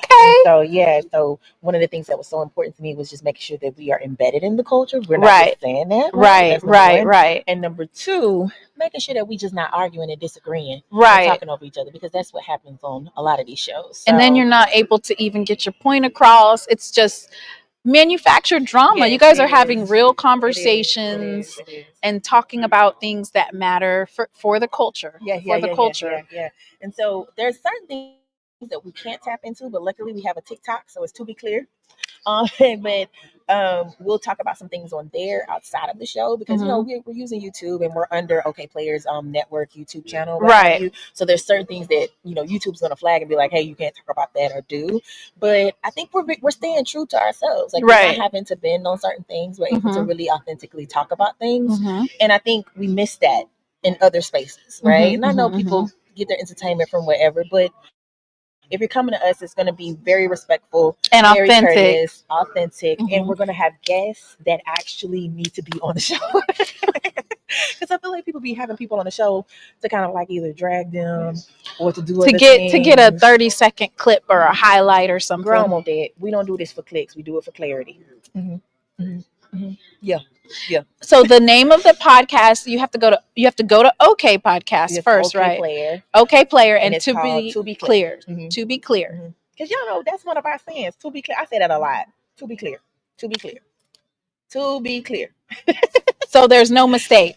Period. Zero room for trying to figure out. There's no gray area. To be clear. No whatsoever. How have you been feeling being in this space, doing what you're doing? You've been consistent. So I want to commend you for that. I love everything that you do. You know, I'm reposting, sharing when I do see it. Because I was just telling somebody a while ago, why we can't see our people on the timeline? Like, what is going on? And I know it's not the algorithm specifically. It's like they're intentionally pushing certain things, and it's annoying. So this is my 3rd year, and I love it. I love it. Let me get his attention because I'm gonna need my camera guy in a minute. Right. But no, I wanted to make sure I came to see you. Yes, I'm so happy. You'll see me this season. Yes. But you bye, y'all. Thank y'all. Everybody say bye to support Dawn. her. And make sure you go to OK Player. And To Be Clear. Yes. That is the name of her podcast. All right. Look at that. That's why we have to push each other's content. Exactly. Whitley. They're all saying, hey, Dawn. They were hey, all y'all. up there. Hey, y'all. Love y'all. Lord. Does she want a husband? Not right now, but I'll take a sponsor.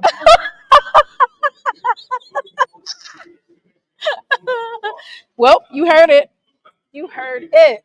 She so thankful for Dom Montgomery for coming on my podcast. See, you never know who is gonna stop by. You never know who's gonna come through. That's why you gotta be here. All right.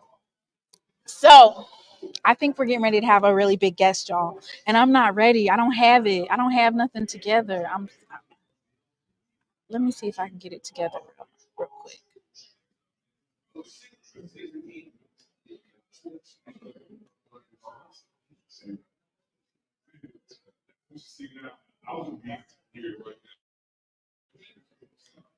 I don't know if I'm gonna be able to get it done that quickly. Probably not. Oh, absolutely. I'm so excited. I didn't make a thing for him, so I'm trying to make something that I can put on here.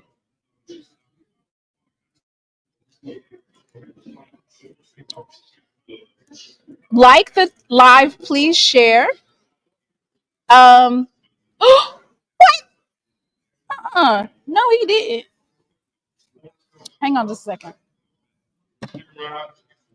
Got me messed up. Hold up. Oh, wait.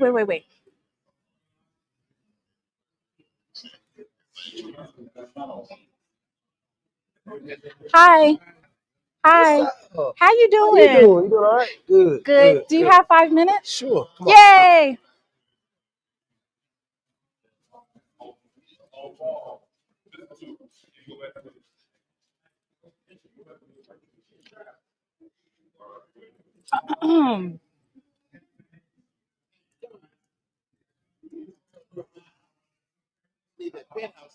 You can get it now. All right. Well, you can get it, Cole. Let me see. Sorry. How you doing? I'm doing good. How are you? Good. This is my first interview with you. I'm excited. Yeah, you don't never come. No. All you gotta do is come. You usually are on vacation during this time. My little girl birthday this time. Okay. All right. We have in the building the AD Ashley Robinson in the house. We're live. All right. Good. All right. So drop your questions in the chat. Thank you so much, AD Ashley Robinson, for coming through and talking to the chat. AD of the year 2 times. Yeah, I mean, it's exciting, but I tell people all the time that's not my award. That's my coaches, and that's Jackson State. That's our root for alumni and student athletes. So that's what it's all about. I think anytime you work, anytime I do anything, we try to make sure we do it for our student athletes and our coaches to make sure they're successful. So as you see with the landscape of athletics, we got a lot of work to do. We're gonna continue to move this needle, and the sustainability piece at Jackson State is exactly what we're gonna do moving forward to make sure we're successful on and off the field. That is a huge ring. Can you show them that? That thing is big. It's like probably half of my hand. That's the celebration bowl. This is actually the championship for 2 years ago. Oh, so wow! Celebration Bowl and this championship, we got 2 rings coming for next year. So which rings are you? What fingers are you gonna? I asked Coach TC this, but I guess I can ask you as well. What fingers are you going to use for this next coming? Well, I get a size for the same fingers. Yeah. But I normally don't wear the rings, but today I said I wanted to bring it out. Yeah. So Dr. Kanisha's asking this question. She wants to know, which I don't know why she's asking that. I always say no. She wants to ask for the MEAC friends. Can you bring some of that success that you've had and leap to their conference to fix their conference? They want you to come up. They're trying to steal you from us. Well, I'm a Jacksonian, and I've been very happy. Jackson State does treat me very, very well. Every year, this conversation comes up, but I'm very excited about being a part of Jackson State and excited the future where we're taking Jackson State, and excited to show people it can be done at HBCU. And that's the biggest piece, you want to continue that sustainability piece. And my career started in the MEAC. Doc. But I'm a Jacksonian, so I'm a true Tiger. Jacktown Juke. Yeah, there you go. I'm gonna stay here with my Tiger. So can you talk a little bit about, because as the AD, you are responsible for building these programs up, meaning the coaching, you Right. figure. So can you talk a little bit about what your methodology is for hiring these coaches? Like, what is it that you see in these coaches that says, I know that they are a championship caliber coach, and that's who I need to hire? Hiring coaches, it takes a lot of time. I've been in athletics now 20 years, and a lot of coaches that we've hired, I've been knowing them a long time. Building those relationships, knowing their vision, what they want to do, knowing what their goals are, knowing what type of person they are when it comes to character, integrity. Do they love the institutions? What are some of the things that they want to do? And then you got to make sure that fits with Jackson State, and make sure it fits with the vision that we have for the program. Make sure it fits with the leadership of Jackson. With Jackson State, you're a proud alum. We're very passionate. So we got to make sure that we have the right fit when we're hiring coaches, and they also got to be hungry. And it's something that they really really want to be. And I think we have some great head coaches. I'm very excited about the head coaches we have. But I have to do my job and support them and give them what they need to be successful.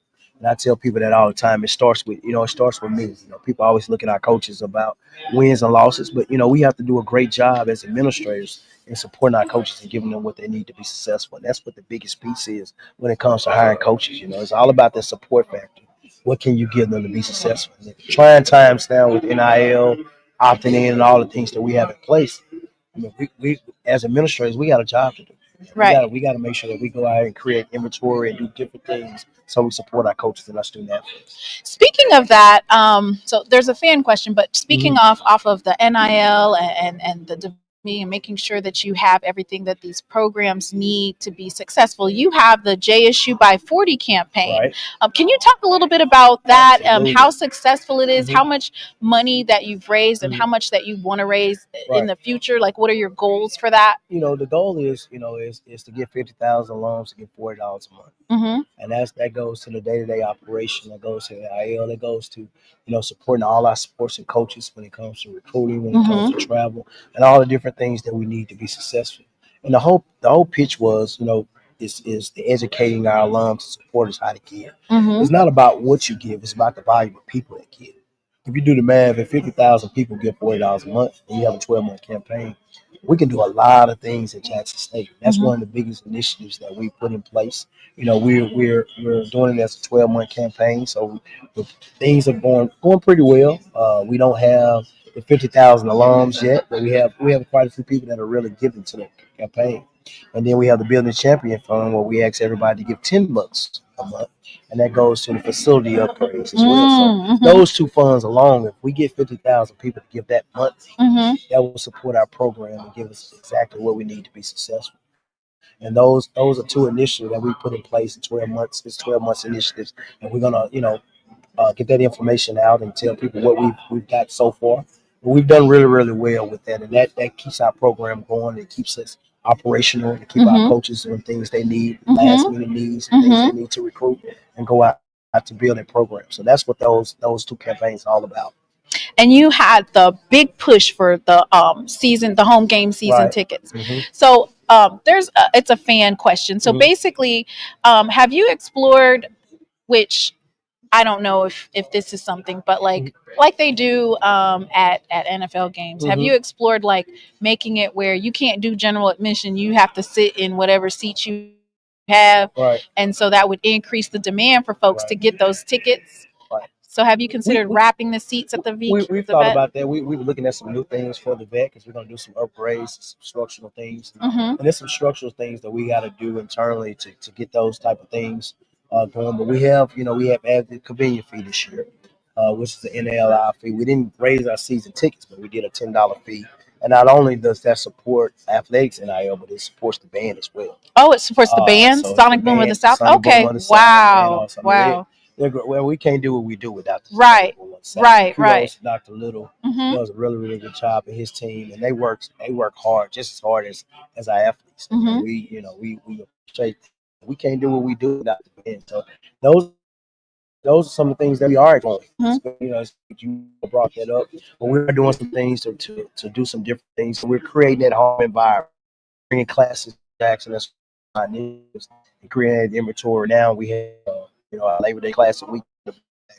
We've created the Tuskegee Classic, which is a 3-year deal. Okay, so that's games. okay. The Tuskegee Classic's going to be a 3-year deal. 3-year deal. So we want to bring more home games and more classic, create more inventory. And I, that's one of the additions of the alumni have to be able to no Labor Day, we're somewhere. Right.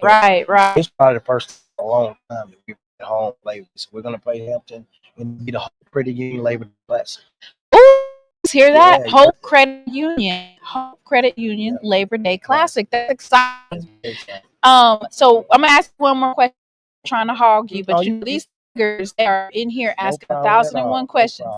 So the one thing that the PWIs that we see them doing is with the passage of NCAA settlement is they are putting a it's kind of like a student fee in there to help offset those costs. Right. Is that something that Jackson State is looking to do this year?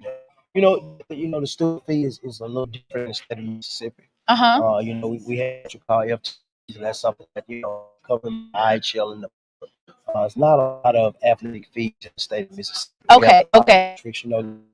And other states do really well with that. Okay, so do you guys in the state of Mississippi? It's different. Yep. So we have to think of more creative, innovative like ways that we're doing for tickets. We have to create innovative ways to bring revenue in. The 40x40, the Building Champion Fund, 1,400 media collectors, all of those areas. I tell people if you're not going to support them out, at least support one. At least support one to make sure that we support. And if you don't support any of them, support the institution and support the college that you graduated from. If you're alumni of Jackson State, just give back to Jackson State, and you'll see, you'll be well appreciated. And that's something that we're pushing and telling people how to give to Jackson State. It's not just about athletics; it's about Jackson State as a whole. That's what it's all about. We're talking about supporting Jackson State. We want to see Jackson State grow. And my job as an athletic director is want to see the enrollment of Jackson State. We want to have Jackson State nationwide all over. When you talk about Jackson State, we want to see it. So that's one of the things that we're doing. Last question: how does Howard get a home and home? Howard Stadium's kind of small for Jackson State to come. Howard and us, we've been talking for a while. And we came to a conclusion, but that's something that might be in the work, and that might be something that we will work on. Can we get a Charlotte Classic? Charlotte, North Carolina. Yeah. Who we play in Charlotte? We have to bring a classic there, huh? A&T. Okay. We or can Central. We can look at that. I'm open. That's big. Yeah, I'm open. And they have a lot of sponsors in Charlotte. Yeah, Charlotte. Yeah. Charlotte would be big. Right. Okay. Well, definitely. We will be definitely open to that. The Mecca versus the Mecca. Ooh, okay. All right. You guys, I can't hog AD Robinson. I know you guys want me to, but thank you so much for coming. I appreciate you for coming and talking with me. No problem. Go Tigers. Go Tigers. All right. Thank you so much. Thank you. You need, let me know. All right.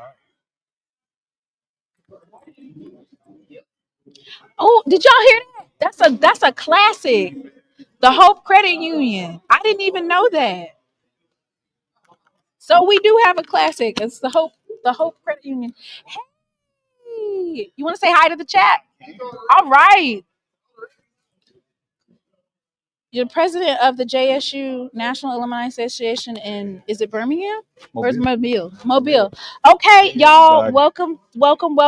This is the JSU National Alumni Association president for the Mobile chapter, Mr. Carl Cunningham. Yes. How you doing? I'm doing great, y'all. How y'all doing? I'm passing through. I have a meeting today in Birmingham, and of course, I had to stop and show my love to my I Love family. All right.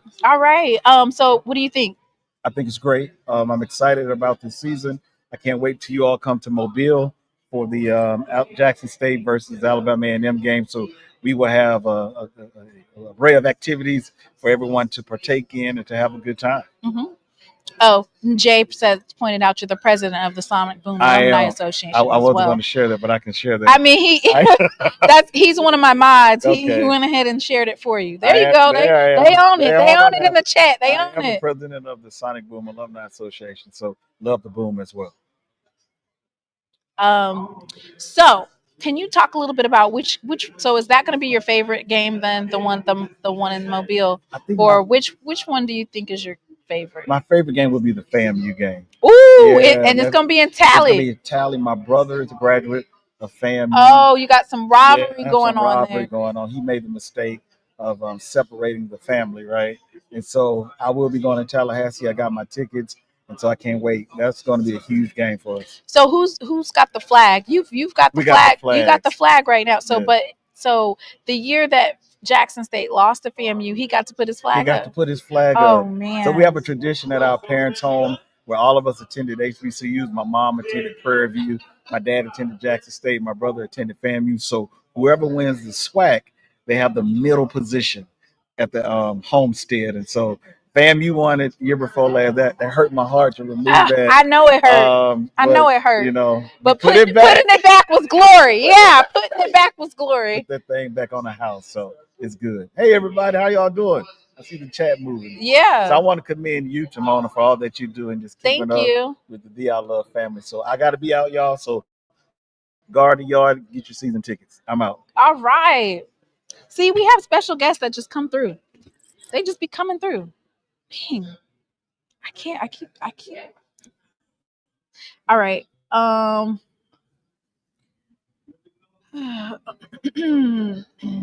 Okay, can you repeat his answer? I don't know. Okay, I'm gonna go find somebody. Let me turn my mic off. Wait, here. I'm gonna go find somebody else. Ooh, I wanted to go play. I hope we have food left. I'm over here doing this live. Let me go get I got who am I missing, y'all? Be sure to get Ckelby to show that championship when you interview him. Okay. So who am I missing, y'all? Okay. I gotta get Coach Colzie. And who else, y'all? Coach Colzie, Jackson State student athletes. Pastor Graves. All right, let me go see if I can find him real quick. Jay. Let me see. I'm gonna play some music. Like, see if I can get somebody within 2 minutes. Let me see. That's 1 minute and 30 seconds.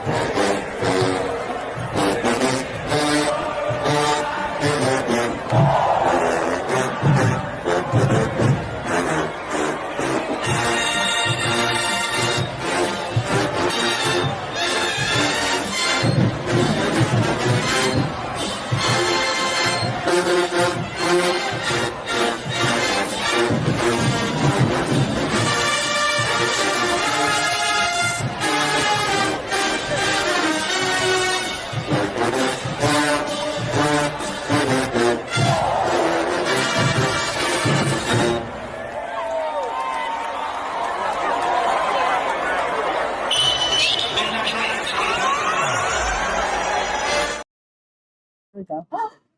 Thank you guys so much. Thank you for holding. It is SheLovesThee, and I have the pleasure of talking with AD Golf, Prairie View's AD. Thank you so much for coming to talk with me. No problem. Thanks for having me. So one of Mr. Ford, he always speaks so highly of your mom, and we found out through Miss Tiffany Dawn Sykes that you were her son, the lady that mentors her, your mom. Yep. And he was very excited about that. Is that right? Yes, and so he wanted to know, what are you over there building over on the hill? Because you've got folks going crazy. Trying to get it done. Hired a football coach, hired a volleyball coach, hired a women's basketball coach, just hired a men's and women's golf coach, and hired a baseball coach. So Wow. last 5 months has been super in only 5 months. Do you hear that? Now. Oh my goodness. An overhaul of the athletics program. Yep. Can you talk a little bit about what you foresee for Prairie View athletics and building those championship caliber types of sports? Yeah, so I see a bright future. One of the things I'm trying to do is build a culture of winning, a culture of success in the classroom, on the fields, on the courts, and then once they graduate from PV.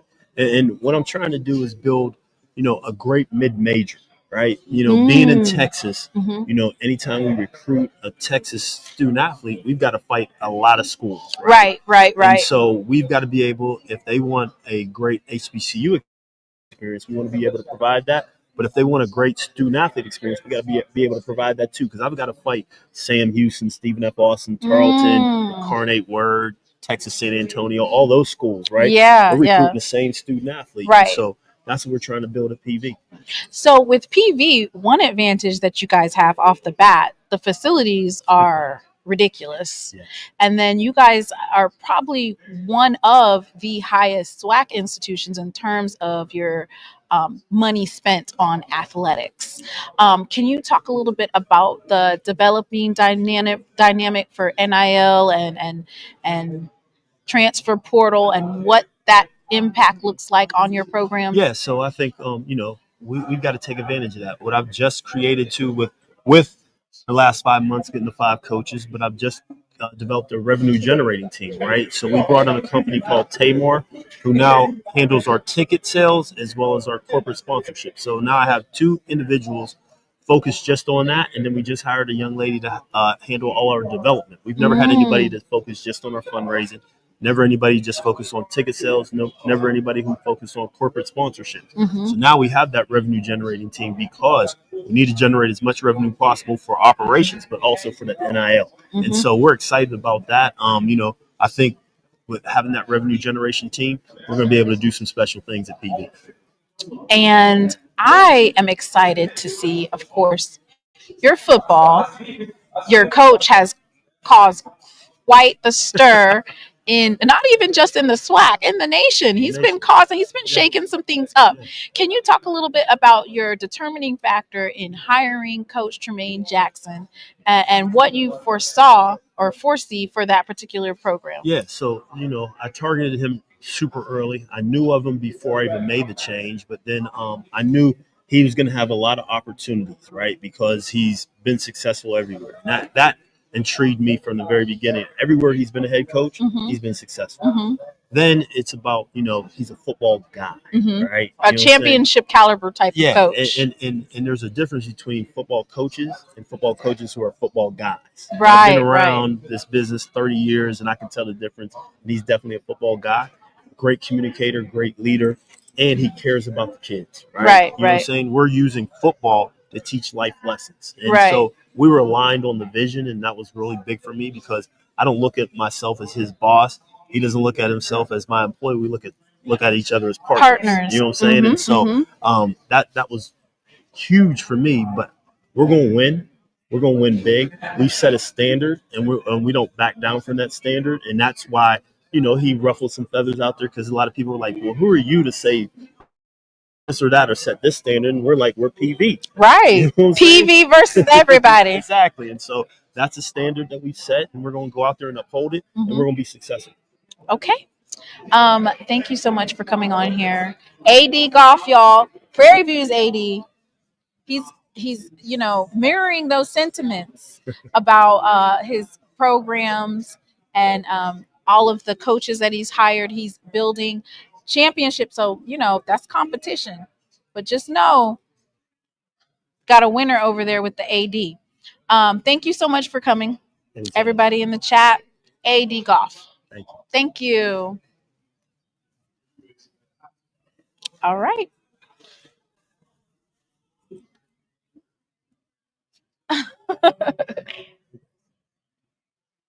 Social media's been on fire.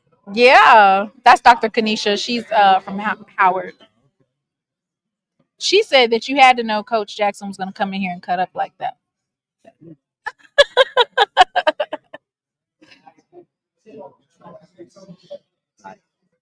All right. All right. Thank you. Thank you. Oh, well, maybe he doesn't know you're that Dr. Kanisha, Dr. Kanisha, Kanisha. All right. Yeah, Miss Natasha. Did you see Avis? I told him, I'm getting ready to get on Avis. There you are again. How did you even get on here? Oh, you paid for the membership. Okay, so when if I get the commissioner on here, immediately put Avis in timeout. Avis, you going in timeout. I do not care. These comments then got restricted. Avis then went up there and bought the thing. So specifically, Avis literally has already donated to the channel. He specifically bought the membership part just so he could comment on here, just so he could say that. Avis be cutting up. Your cut up time is not until later on tonight when we do the recap. Yes, Avis, you are a member, but as soon as certain folks come over here, you going in timeout. All right, let me go see if I can grab somebody else. I shall return. I have to grab folks. Like, hey, you, come here. Yeah, you, because they will skip right past.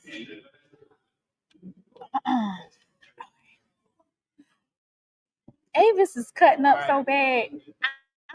Make sure that somebody put a star by go put a star by Avis's thing, because he's got to go in timeout when certain people come on here. Only timeout mods, timeout Avis for like 5 minutes.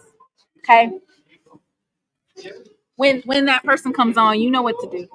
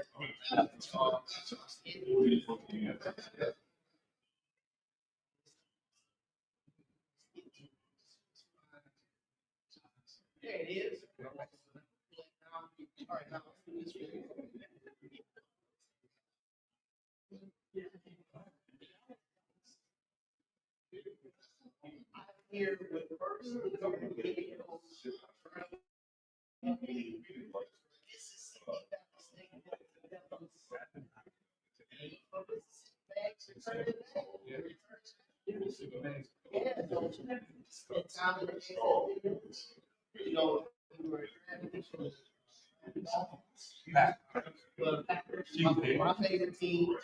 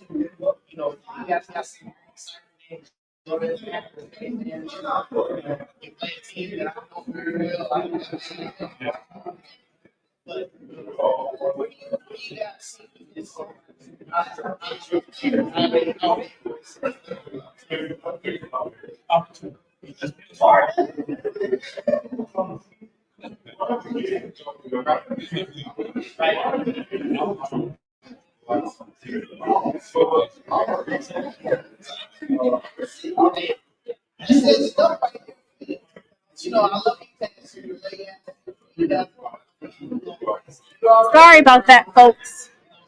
Oh, I be having to run, folks. Damn. Let me see.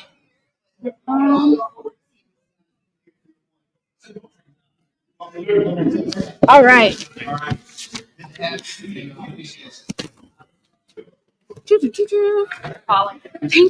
Thank you so much. Okay. All right. Oh, my hair's right all over the place. Dang, y'all. I have to back the camera up a little bit. There you go. All right. Okay, one of you guys can hold this. I apologize about that wait. Thank you so much for your patience. It is She Loves the live 2025 SWAC Media Day. I had to run these folks down before they leave without being able to interview them. But I am so grateful. Thank you guys for coming to speak with me. And I have here with me none other than offensive lineman for FAMU, and that's Ashton Grable, right? Yes, ma'am. And then Davion Westmoreland. Did I say it right? Defensive end for the FAMU Rattlers. How you guys doing today? Feeling good, doing good. How about you? I'm good. So how's your experience coming to Media Day? Is it everything that you anticipate? Like, is it just a build up for the upcoming season? It's been good. Very busy. There are a lot of great players and great coaches, so I'm just happy to be here. Yeah, definitely been a blessing, man. Get me out my comfort zone for sure. All right. So speaking of getting you out of your comfort zone, I'm going to ask you guys some rapid fire questions. Yes, ma'am. And it's just a conversation. So, do you guys prefer a day game or a night game? I like middle of the day, like 4, like 3, 8, or too early. I'm a little of both. I say day. Do you guys? I don't like waiting around all day to play Oh, okay, okay. I don't like having to get up so early. You know what I'm saying? So, Middle of the day. Middle like of the middle day. of the day. Practice in the rain or the extreme heat? Rain. Rain. The rain, the rain. Would you prefer to do stadiums or 500 up and downs? Stadiums. Really? Stadiums. Oh my Stadiums gosh. ain't that bad. You gotta just pace yourself. It'll kill you. Alumni's gonna kill you. Do you guys have an all black uniform? No man, we don't. Okay. Would you prefer wearing a thick or a all orange uniform? Because this is all black. I've seen you guys with the all black uniform. All orange. So I probably What's not a throwback classic? The throwback classic. All right. When you're doing a coin toss, do you prefer to receive or defer? Like, if you guys do you want to start? me personally, I would like to the first we ball back like in the second half. I like to get out on the field first to get a stop, set the tone for the game. Mm-hmm. Get him the ball first. Defense come out there. Which place would you say is the hardest to play in the SWAC? Definitely Southern. Southern. Yeah, I agree with him. Southern. Yeah. You win every time. It was a so we went there in 2023. It was a hard fought game. That game came down to the wire. Right, It was a very hostile environment. So I definitely say Southern. Definitely. Who has the best halftime show besides the Marching 100? Who has the best halftime? The Marching 100. No, besides. No. Ain't no besides Marching 100. Oh. I'm sorry. Okay. I can't. They said they can't. It's just the Marching 100 and nobody else. Okay. All right. Who is the funniest player on the team? One of them is right here holding the mic. It's a lot of more guys. You got guys like Charles Davis, Ricky Taylor, Tommy Bridgewater. Who you think? Yeah, definitely James Garner, Antonio Cayman. The list goes on. Jordan Edwards. It's a lot of guys. We got a lot of comedians on our team. It's a lot. And you talk a little bit about Coach Colzie and the type of bond that he's built in the locker room and what his expectations are for this upcoming season. Yes, man. Coach Colzie, his expectations for the season is for us to get back to the championship. And every day he holds us to that standard. So us as older guys, we have to hold the younger guys accountable too. So that's what we're trying to do. He been preparing us very well, and he determined a lot out of us. So we just got to continue to stack days and get better each and every day. Yep. All right. And you have anything you want to say to the chat? Buy your game tickets, pack brag. We're gonna need all y'all support. We love y'all. Thank y'all for the support. We're gonna do our best to put on the show for y'all to get back to the Celebration Bowl. Y'all get those season tickets. Go Rattlers. You're gonna do the strike? Oh, yeah, you got to strike. Snakes in the chat. No. Thank you guys so much. Thank you so much. All right. And that was Ashton Grable. And of course, he is the offensive lineman, and Davion Westmoreland, the defensive end for FAMU. This is what I like, is when it go back to back. That's what I'm talking about. Back to back. Where you want me here? Right here.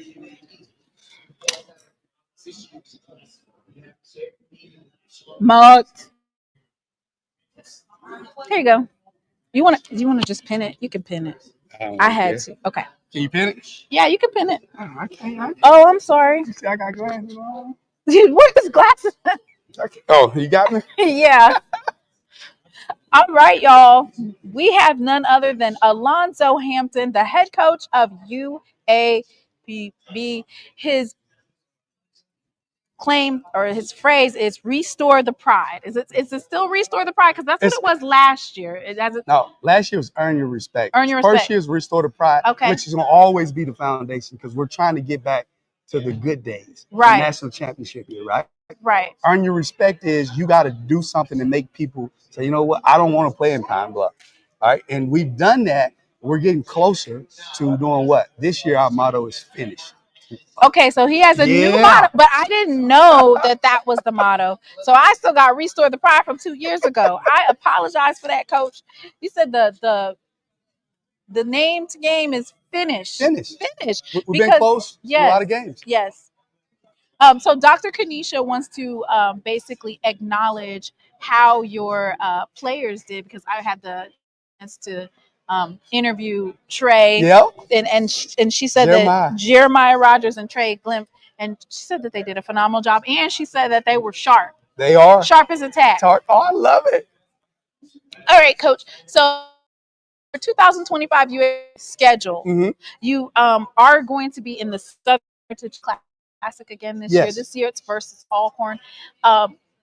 Because you've been in the Southern Heritage Classic 2 for a years in a couple row. of years now. Can you talk a little bit about how the student athletes feel able to play in that stadium?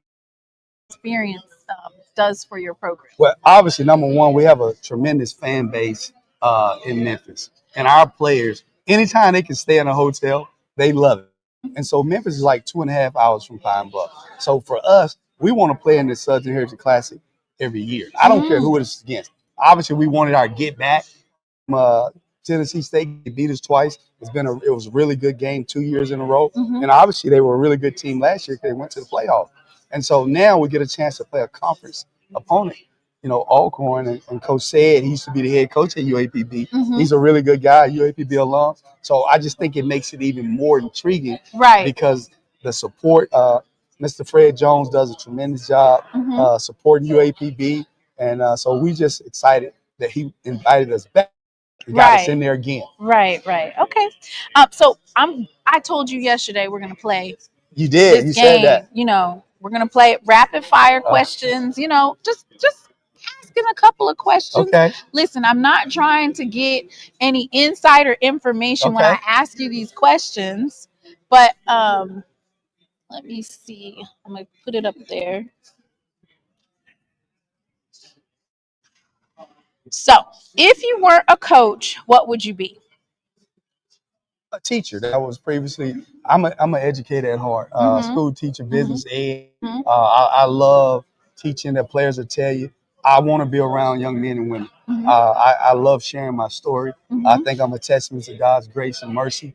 And so, if I wasn't doing that, I'm gonna be a motivational speaker. I'm gonna be out talking, telling everybody, man, you can make it, regardless of whatever the verses you've been faced with. You can do it. Um, would you call a trick play early or save it for the fourth? Early, often. Early, often. Early and often. Early and often. Like, it's my thing is this. Like, it's not a trick play when you practice it, right? Right. Like, it's part of who you are. Right. And one of my favorite offensive coordinators, head coaches, is Jeff Brom at Louisville. All right. We played him when I was at Western Kentucky. He took over our team. No, when I was at USF, he took the job at Western Kentucky. We played him in the Miami Beach Bowl. He threw like 4 trick plays in the first quarter. But they wasn't trick plays because that's what they work on daily. And so I want to be like that. I want to be able to work on this stuff. It's not a trick play. Everybody else says it's a trick play. It is our offense. And that's early and often. Early and often. Early and often. Early and often. Blitz on 3rd and long or play it safe with zone? Well, I think you want to blitz. All right. You want to get the ball out of the quarterback hand. Put the pressure on him. Like, you know, and I'll be honest, the first couple of years as I'm building the program, we were a little soft on defense. And I don't really like that. I'm not a soft guy by nature. Right. I mean, let's get in the fist fight. You want to fight? Let's go. And so let's blitz. Would you say that your offense is run first identity or pass heavy swagger, or are you going to do a mixture this year? I want to throw it 50 times a game. 50 times? Yeah. No, I mean, all jokes aside, I want to do what's best for us. Right. I want to get the ball to playmakers, whether that's running the ball. Like this year, I honestly believe we got 3 of the best running backs in this league. Like 2 of them people don't even know about. Like you BJ kept them Curry, a secret? Yeah. BJ Curry was a second team all-SWAC preseason. And then we got Zamarian Weber. Then we signed another kid from junior college. Like these kids are pretty good. Now, so we're going to be able to run the ball. Yes. And receiver-wise, we got Kareem Burke. He was there last year. I thought him and Giovanni, if Kareem hadn't gotten hurt, we'd had the 2 best receivers in the conference. Bar none. Bar none. Bar none. All right. And so This year we got more guys that nobody even knows about, and that's okay. Well, You didn't know about Javante either. I can know about them now because I got your stuff right here. Yeah, but again, like our kids have been working tremendously hard on offense, defense, and special teams. So we're excited about this season. And yeah, they predicted us to finish last, and that's fine. I don't have a problem with that. All I know is this: Southern won it last year. We were up 6-0. Should have been up 14-0 in the first quarter. We beat Prairie View. That's I think projected third this year. Texas Southern, we were winning at halftime. They were up 17-13 in the third quarter. All right, we threw an interception. Grambling, they had 232 yards of total offense. They blocked the punt because the punter was short on a yard, and they scored a touchdown late. We had a chance to win the game in the fourth quarter. And that's why you say finish is this year. Come on now. Because it's all about finishing. Finish. If you would have finished, that's right. That's a win. That's a win. Okay. Yeah. So your pregame speech, loud and fiery or calm and focused? Or a little bit mix of both? It's whatever God gives me. It's whatever God gives you at the time? but most of the players know I wake up every day motivated. I wake up with fire and passion. This is who I am. Right. This is who God's given me. I mean, he's given me the ability to be able to motivate and inspire people. And so on game day, man, I go in my office and I pray all during the week. I say, Lord, give me the words to say to him. And then it's usually fire and brimstone. Call the last play of the game, or are you going to trust your offensive coordinator / defensive coordinator? Oh, trust the OC and the DC. I got two of the best. Tony Hall, he was associate head coach at Kansas with Les Miles. He was a high school head coach. He's a NASA, has an engineering degree, worked at NASA. He's brilliant. And then I got Jeff Burrow, was at Kent State when they won 12 games. He worked at Notre Dame. These are football junkies, so I trust them. All right. I'm not going to hold you all day long because I could keep going 10, 20 questions. Yeah. Thank you so much for the interview. Good luck with your season. Appreciate it. All right. Finish. I appreciate you. All right. Oh, I'm finna take your stuff with me. Yeah. You better get it off. Thank you. All right.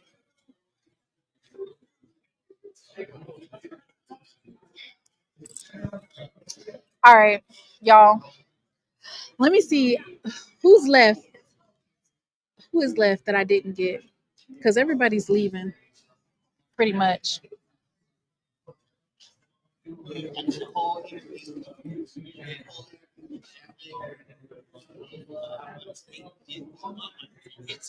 Oh man. Right. Yeah, I didn't get to interview him. Prime Junior. Who is Prime Junior? Who is that? I interviewed that person. You was late, HBCU Band Talk. All right, I'm going to see if I can grab two more, and then, it's going to be pretty much a wrap, a wash. I'm going to go see if I can grab two more. So, Jackson State young men, the student athletes, and that's it. Travis. Hey, can I interview the student? They're doing one last one. We got to get out of here. What are you? They're over there with Ken right now. Once they come down, I'll give them. Okay. Because we had to go get them to change because they're. They had to go change clothes. I sent one up. One's doing an interview. The other one's. I got you. Okay. Okay.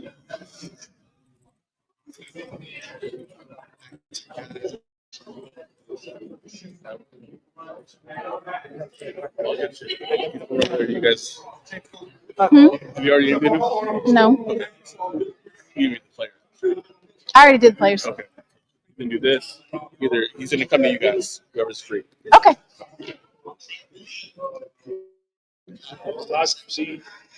Hey, yeah. It's looking kind of slim, y'all.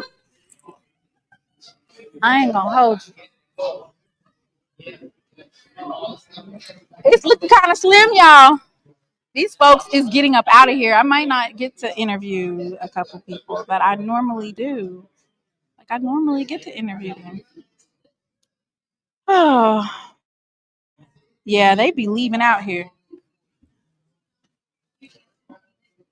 I will be right back, y'all. I'm getting ready to try to go grab one more person, and we're done because everybody's gone. So I will be right back.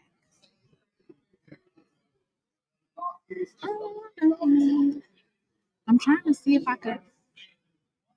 I'm trying to see here.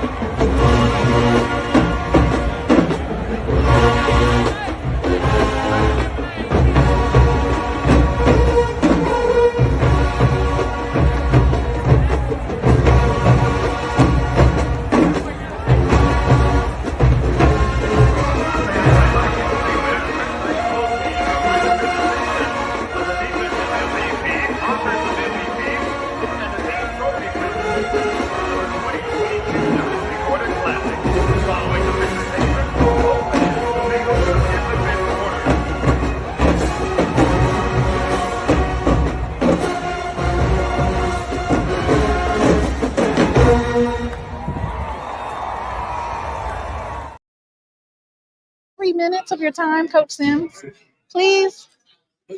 Okay, come on.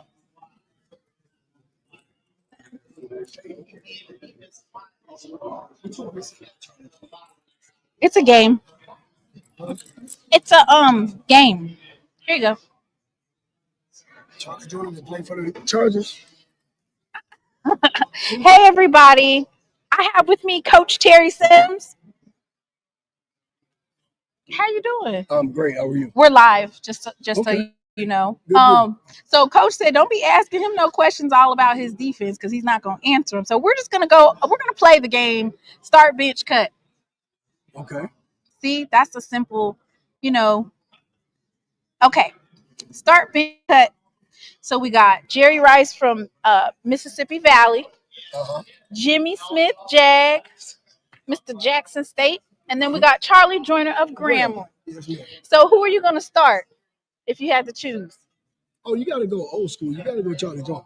Oh, you're going to pick Charlie Joyner of Grambling? Yes. Okay. You got to go old school. Everybody, Jerry Rice, most popular. Jimmy Smith had a great body of work, but you got to go with the old school players.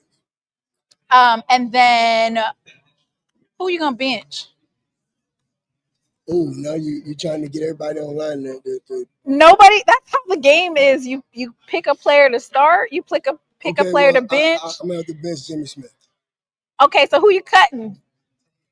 Oh, no, I got to bench Jerry Rice and cut Jimmy Smith. Dang, you went up there and changed it. Okay, so everybody's asking. So he is Mr. Terry Sims is the defensive run game coordinator and assistant head coach. Just if y'all are wondering. Former Bethune-Cookman head coach. All right, another one. Start, bench, cut. Roynell Young, Alcorn State. Lem Barney of Jackson State, and Aeneas Williams of Sutton. Okay, I'm gonna start Lem Barney. You're gonna start Lem Barney. All right, and who else you got? Who you gonna bench? I'm gonna bench Mr. Young. You're gonna bench Roynell, and you're gonna cut Aeneas Williams. They literally have awards named after that young man. Right, but I told you I'm going old school first. I'm all old school players. You're all old school players first. Okay, so You're going to ask you some general questions. These are just, some fun questions. I'm going to ask you some fun defensive questions. Blitz on third and long or play it safe with zone? Third and long and sick 'em. You got to go get them. We blitzing. You blitzing? Of course. So you guys have the #1 defense in the SWAC last year and the year before that. So he's letting y'all know he's blitzing. Let's ask some more questions. Which one do you think has the most pressure in terms of games? Alabama State versus Alabama A&M or Jackson State versus Alabama State? Which one do you think has more? I'm going, honestly, Jackson State's a great game, great rivalry. The games are always packed, home or away, but I can't pass up the Magic City Classic. The Magic City Classic? Yeah, against Alabama A&M. That's always a great game. Just a great family affair. So they're asking in the chat. Dr. Kanisha asks, who has the better band, Grambling or Bethune-Cookman? I mean, I'm gonna have to go with Bethune-Cookman. I was there for 13 years. Dr. Wells and the mighty Marching Wildcats, they do a great job there. Not to take anything away from Grambling's band, they're great, but I spent a long time with the Wildcat band, and they are amazing. If you were an NFL defensive coordinator, who would be your coaching alter ego? Buddy Ryan, D'Amico Ryan? Who do you think would be your alter ego? It will probably be more of D'Amico because he's a great defensive mind, but he's also a player's coach. Buddy's a little bit rough around the edges, which some people may think I am, but the guys that have played for me, they know I'm a player's coach, and I want the best for everybody. So that would probably be it will probably be D'Amico. And my last question, what's your secret weapon on defense that people better stop sleeping on? Trying to get me to give away secrets. No, I'm not. This is a game. Okay, if you could call your defense a rap group, what would you call them? That's not telling too much. That's not telling too much. No. If I had to give my defense a rap group, you might not know. Run DMX or Run DMC. Sorry, no. Run DMC. Public Enemy. There you go. There you go. Public Enemy. And there we have it, y'all. Coach Terry Sims, y'all look out for that Alabama State defense. Thank you, Coach. Bye, Coach Graves.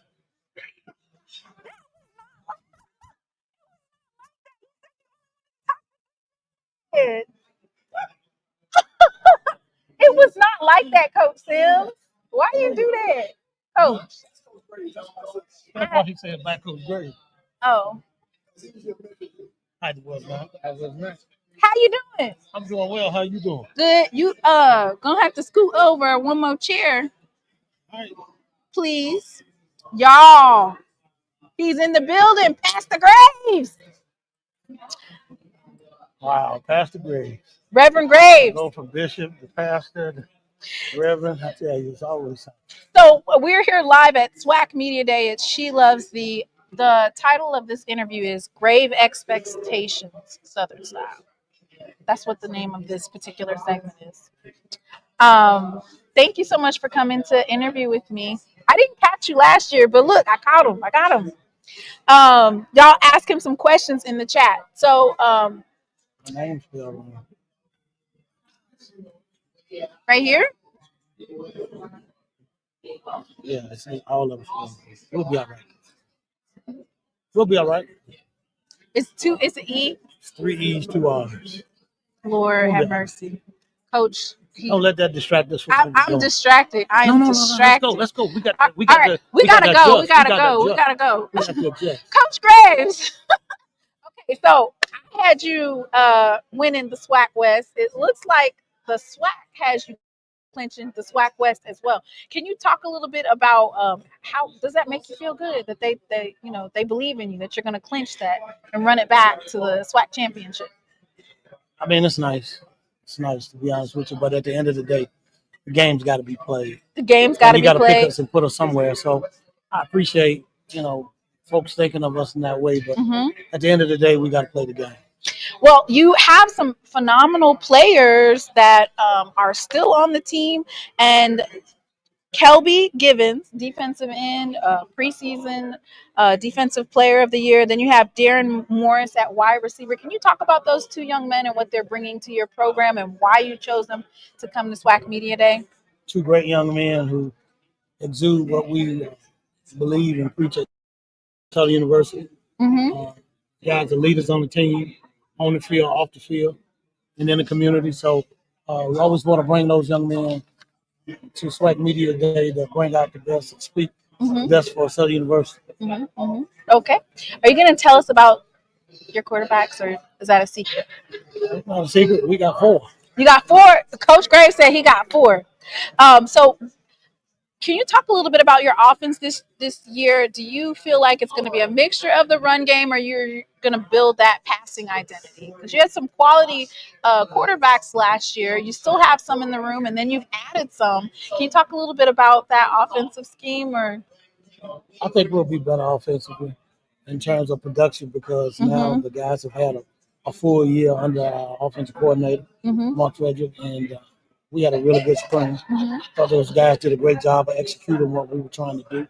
And so we're looking forward to seeing what we do offensively. I think a lot of people have a lot of different things that they say and want to do, but at the end of the day, the goal is to win the game. So whatever we need to do to win offensively, that's what we're going to do.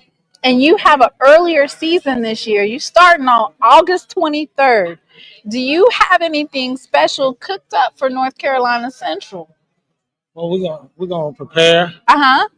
Because it's a great program, great coach, Coach Oliver. His coaches do a great job at North Carolina Central. So we know we got to be ready to go. We got to be prepared and go out and put forth a great effort to give ourselves a chance to come out victorious. And lastly, I'm just going to ask you start, bench, cut. Do you know how to play that? I'm going to ask you. I'm going to give you 3 players. They're SWAC, basically SWAC royalty. And you're going to tell me who would you start, who would you bench, and who would you cut. So we have at the DBs, we got Roy Nell Young from Alcorn State, Aeneas Williams of Southern, and then Lynn Barney of Jackson State. Out of those 3, who would you start? Aeneas Williams. And who would you bench?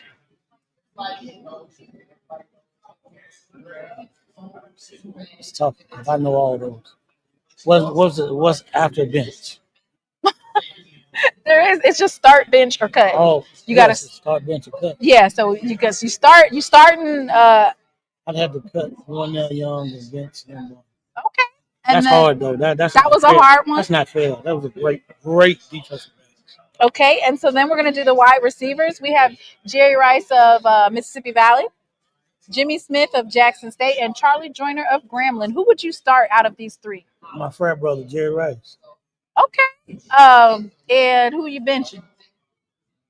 Charlie Joyner. And then you're going to cut Jimmy Smith? Yes. All right. So I don't know why we're doing this. This is just not fair. But go ahead. It's not fair. Great. All of them are great. All of them are great. That's what makes it so great is that we have all of that history behind us. And then I just have a couple more questions. Okay. Do you blitz on 3rd and long, or you play it safe with the zone? You blitz. All the coaches say that they're going to blitz. Every coach that I ask that question, they say that they're going to blitz. They don't believe in playing it safe. Do you kick a field goal or go for the 2-point conversion? Kick the field goal.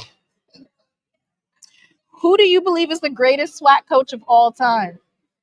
Coach Eddie Robinson. And if you had to mic one player on your team right now, who do you think is the funniest player that you have right now on your team? Oh my gosh, really?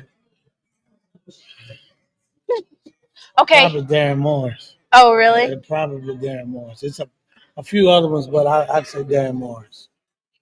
All right. And so, Coach, we're going to see you in Baton Rouge. Okay. We'll see you there.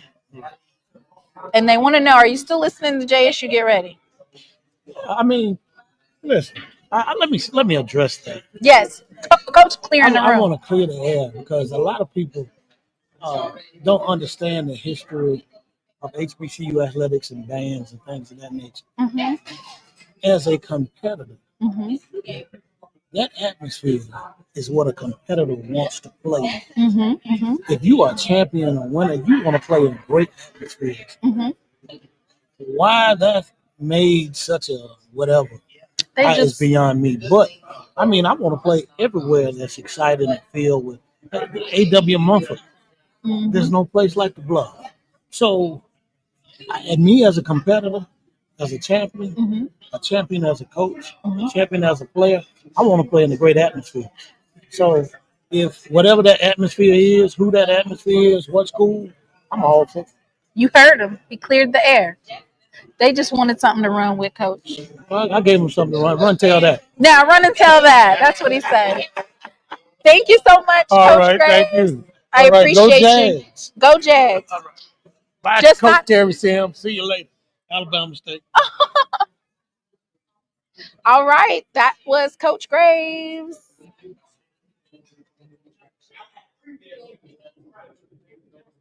I think I missed FAMU.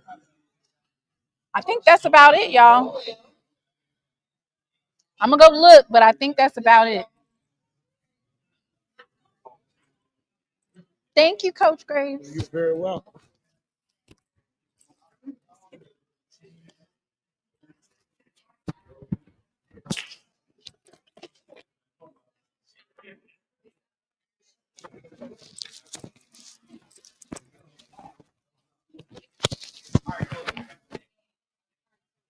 I'm so hungry. All right, y'all. We are winding on down, y'all. Winding on down. Let me get this one.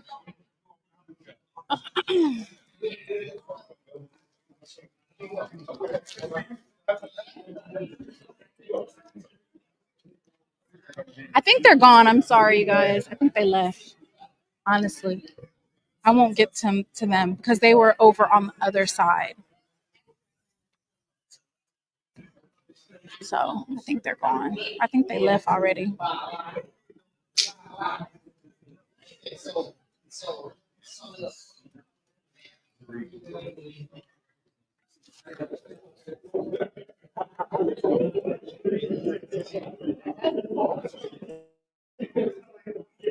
I think they left, y'all. I'm sorry.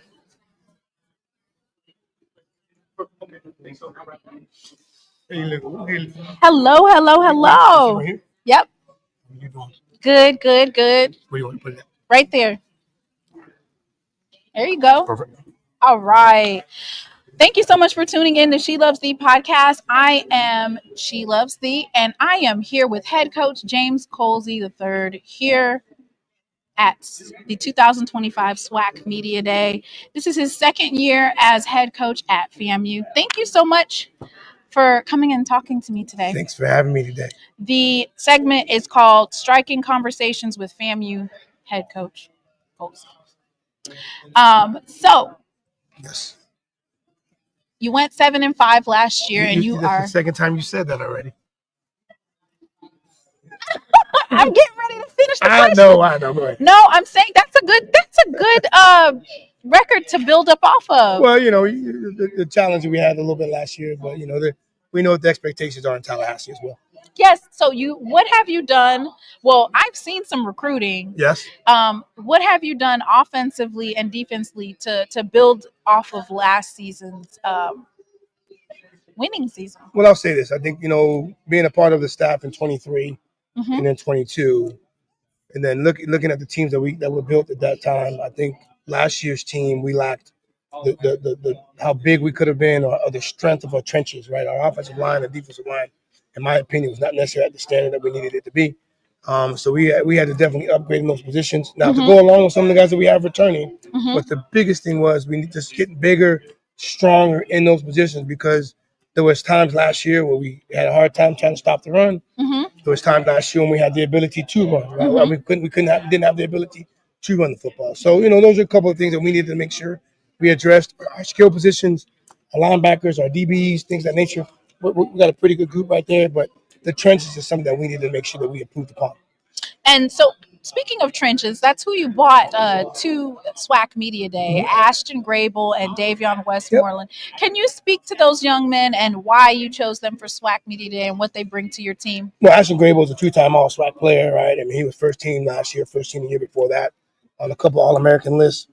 Then you got Davion Westmoreland, who more than likely to be, he was preseason and all conference, and he'll more than likely to be an all-conference player as well. But it's for us to be where we need to be. Everyone asks about, who won it last year, why they won it last year. Jackson State won it last year. Yes, great quarterback, great skill, but they were the best team at the offensive line position. They were the best team at the defensive line position. They won the SWAC because of how they were in the trenches and being able to run the football and stop the run at the times that they needed to do it. So for us to be at that part, we got to make sure we're solid in those two positions, and we, in my opinion, addressed that through recruiting this past season. And what get-back games are marked on your schedule this year? Wow, the first one for sure. Obviously, going down to Miami and playing Howard and New Orleans Boston Classic, a game that I feel FAMU should be playing in every year. Obviously, homecoming is something that everyone wants to make sure we take a look at. The Bethune-Cookman game, obviously, the Florida Classic. But I think it's we're playing North Carolina Central, we're playing Alabama State, we got Jackson State at home. But I think for us, we can't worry about having games marked. We got to take care of the games that we play week in and week out. And so for me, Howard is the one that we're definitely worried about at this stage. You hit it out the ballpark with with Richardson last year at the QB, but he only had 1 year of eligibility. So what changes or tweaks did you make on the offensive side of the ball? More importantly, your quarterback. Well, I think, we, like you mentioned, we were in this position, same position last year, right? Trying to find out who was going to replace Musa. So I thought we did a good job, obviously, with Daniel Richardson. He was an all-conference player and things of that nature. I think the guys that we brought in right now, R.J. Johnson, Jet Petty, Tyler Jefferson, those are three guys that can fit that mold as well. But, we're going to have to definitely lean on the run game early in the year. We got a guy like Dap Franklin he was preseason first team, and he easily could be a first-team all-conference running back. And then, you got Bo Somerset, a guy that did a great job for us last year. And then we brought a young man in named Jamal Haley, who was at Western Michigan, who can hopefully give us that punch as far as with the ability for him, with the ability he has to run. So, those are the things I think we have the ability to do. But at FAMU, the quarterback is the most important position, in my opinion, and he's just got to be able to make sure he take care of the football and make those timely throws when needed. All right. Thank you so much, Coach Colzie, That's all you for got? coming. That's all you got, you can ask more. I'm with you. Let's do it. I didn't know. Let's do it. Let's do it. We're good. Okay, good. We're good. Yay. So if y'all have questions for Coach Colzie, so yeah, I didn't want to. We're good. A lot of folks. We've been waiting the whole time. I mean, you've been waiting on me. Okay. Let's play. Let me see if I can get these opening questions. So I'm gonna ask you some opening questions, and I want to get your thoughts on it. Okay. So, blitz on third and long or play it safe with zone? Third and long, play it safe. We'll keep it in front, make a tackle. Run first identity or pass heavy swagger? Run first. A field goal to win or a 2-point conversion to seal it? Field goal to win. If you weren't a coach, what would you be? Wow.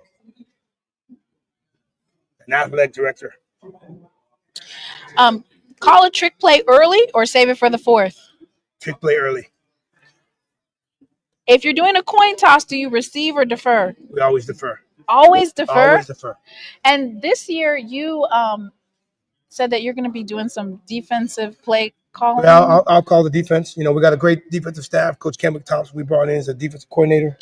Last year, learning how to be a head coach and being able to do the types of things that I needed to do, take care of that position first. But, I'll be calling the defense this year. Coach Burris will be calling the offensive plays. Coach Weston is our special teams coordinator. He'll handle our special teams, and then I'll be calling the defense.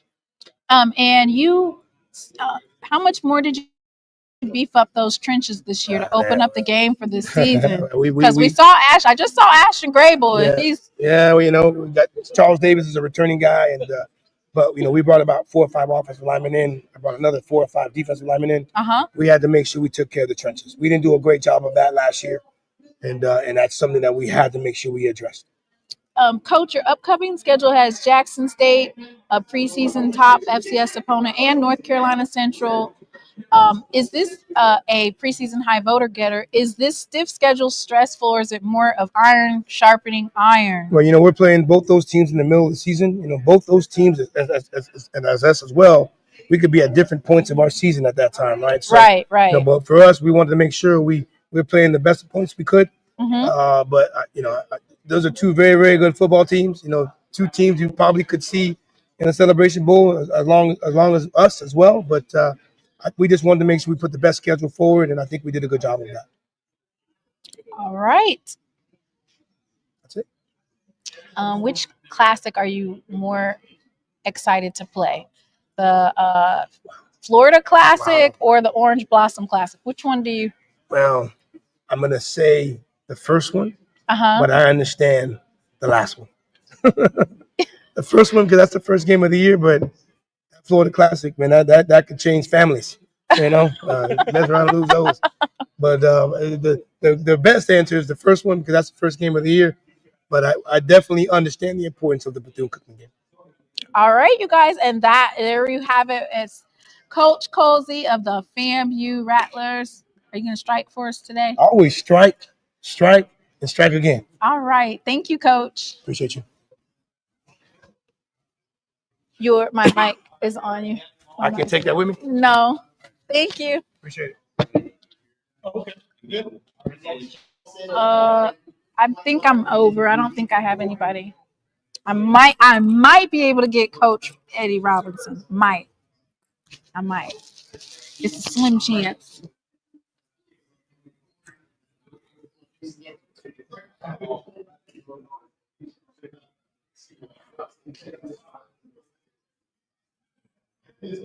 All right, right here is standing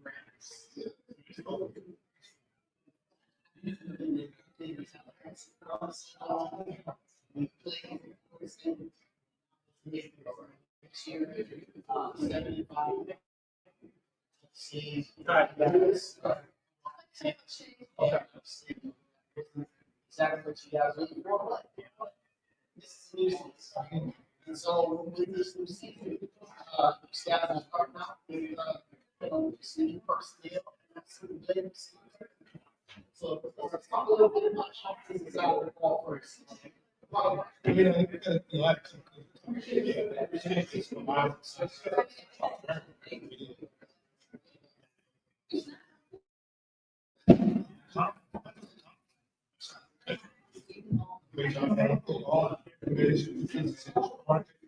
Also said back in the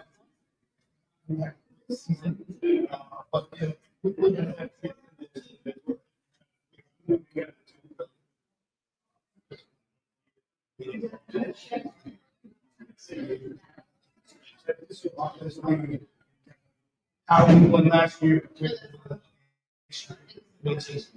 Yeah, so talk about your offense, how much fun. Competition. So with some of the guys that's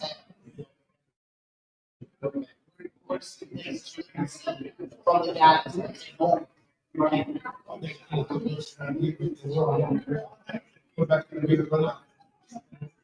Second, that we're taking. We have to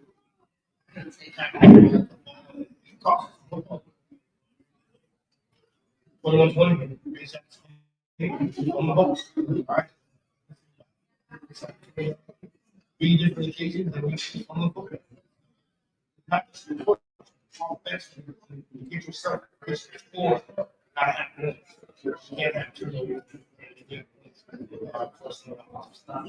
Yeah, I know he has returned to be constant on that offensive line that he actually very good down there, but who's some of the other guys?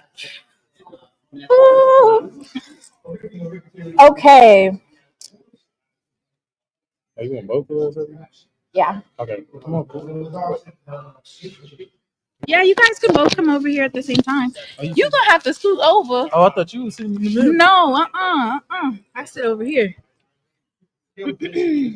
All right. Here, you can hold this one, and then let me put this back up here. I am so sorry. I'm all over the place. Um, Thank you so much for tuning in to She Loves Thee podcast. I am here with Alcorn State running back Jacorian Sewell and defensive lineman Gideon Spotsville. How are you guys doing this? Good. Doing well. Can't see you. There you go. Um, can you tell me about your experience at SWAC Media Day? It's been an experience, you know. Given it's like it give you experience on doing stuff like this, talking in front of people, connecting, really networking with different people. So yeah. Yeah, I'm just gonna piggyback off what he said. It's been a real nice experience, fun to network, fun to be in front of the camera, you know, answer some questions everybody asking and things of that nature. Okay, we're gonna play a game, and it's gonna be some rapid fire questions. I'm gonna ask both of you guys. So, would you guys rather play day game or night game? Night. Practice in the rain or extreme heat? Extreme heat. Extreme heat. Extreme That heat. Mississippi heat ain't nothing to play with. Hey, I've been Mississippi all my life. I'm good with that. Would you rather receive or defer on a coin toss? Defer.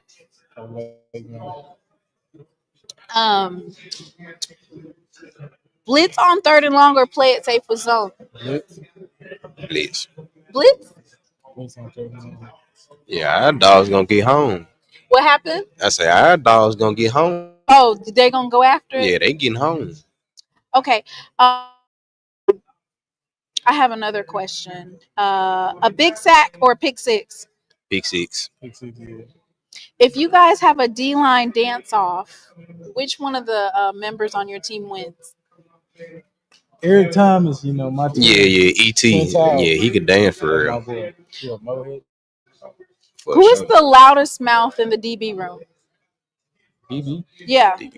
In the DB room, who has the loudest mouth? Might be Kel. Kel? Yeah, Kel. Kel gonna talk. Which defender on your squad could moonlight as a WWE wrestler? You have somebody on the team? Boo, strong as an ox. If your defense had a theme song when running onto the field, what would it be? Shot calling by Youngboy, NBA Youngboy. Shot caller by Young. Shot calling by NBA. Oh, okay. NBA Youngboy. And for you? Same thing. I'm picking same thing he said. And which game are you looking most forward to doing this year? To me, I really can't answer. It's like 4 of them. I really just Which can't wait to play. one? Of course, the Soul Bowl because of the rivalry. Yeah. Mississippi State, you know, big name team, and Southern. We got to get some get back. Oh, you got to get back on your schedule for Southern? Yeah, we got to. Guys, too. And you guys actually are playing in the Southern Heritage Bowl, Southern Heritage Classic, in Memphis, Tennessee this year versus UAPB. How do you guys feel about being able to play in that stadium? It's exciting. It's a change of scenery. Mm-hmm. Yeah, I love to be in a classic game and stuff like that. I'm happy that we participated in one last year, and I'm happy we in one this year. Hopefully, we come out with a dub. All right, and there you have it. You guys want to say anything to the chat? Go Braves! Come support. Go Braves! What they say about the reservation? Don't even worry about it. Go Braves! What about the reservation? Don't worry. Oh, they gonna be on me. Yeah, they gonna be on me. I'm sorry. And that's Jacorian Sewell and Gideon Spotsville of Alcorn State. You guys, good luck on your season. I appreciate that. Thank you. Mm-hmm.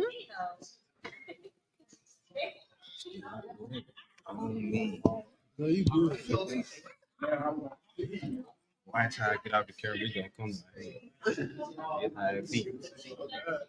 What do they say about the reservation? I don't know what they say. What they say?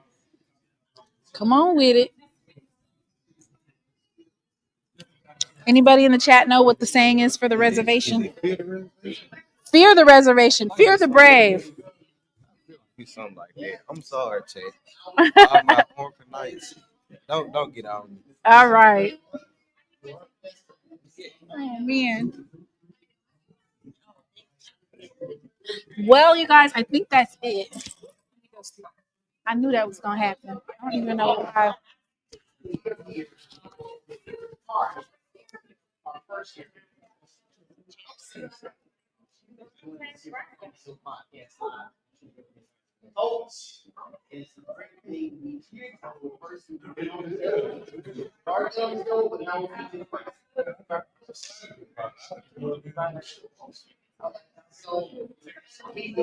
This is your first time.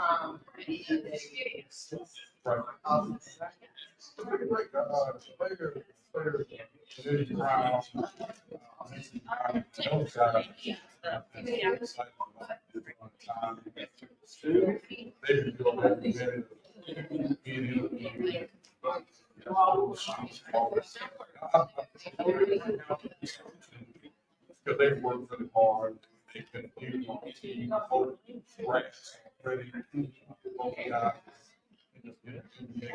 Man, supposed to get that too. So just ready to do that. So now, we know how to train the team. Like, you know, but you're also excited. Yes. You got guys practicing, working out on their own. Ready to go. What is the step? So I don't really get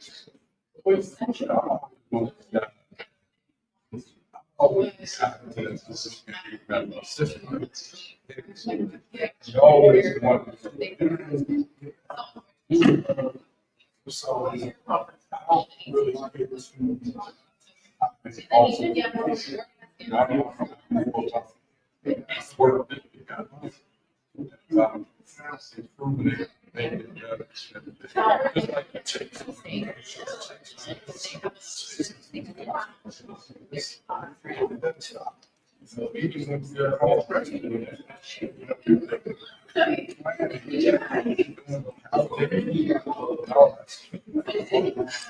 I ran him down.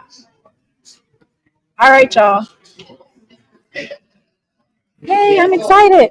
All right.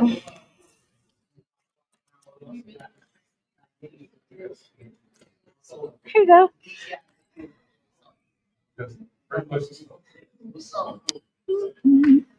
Lucky.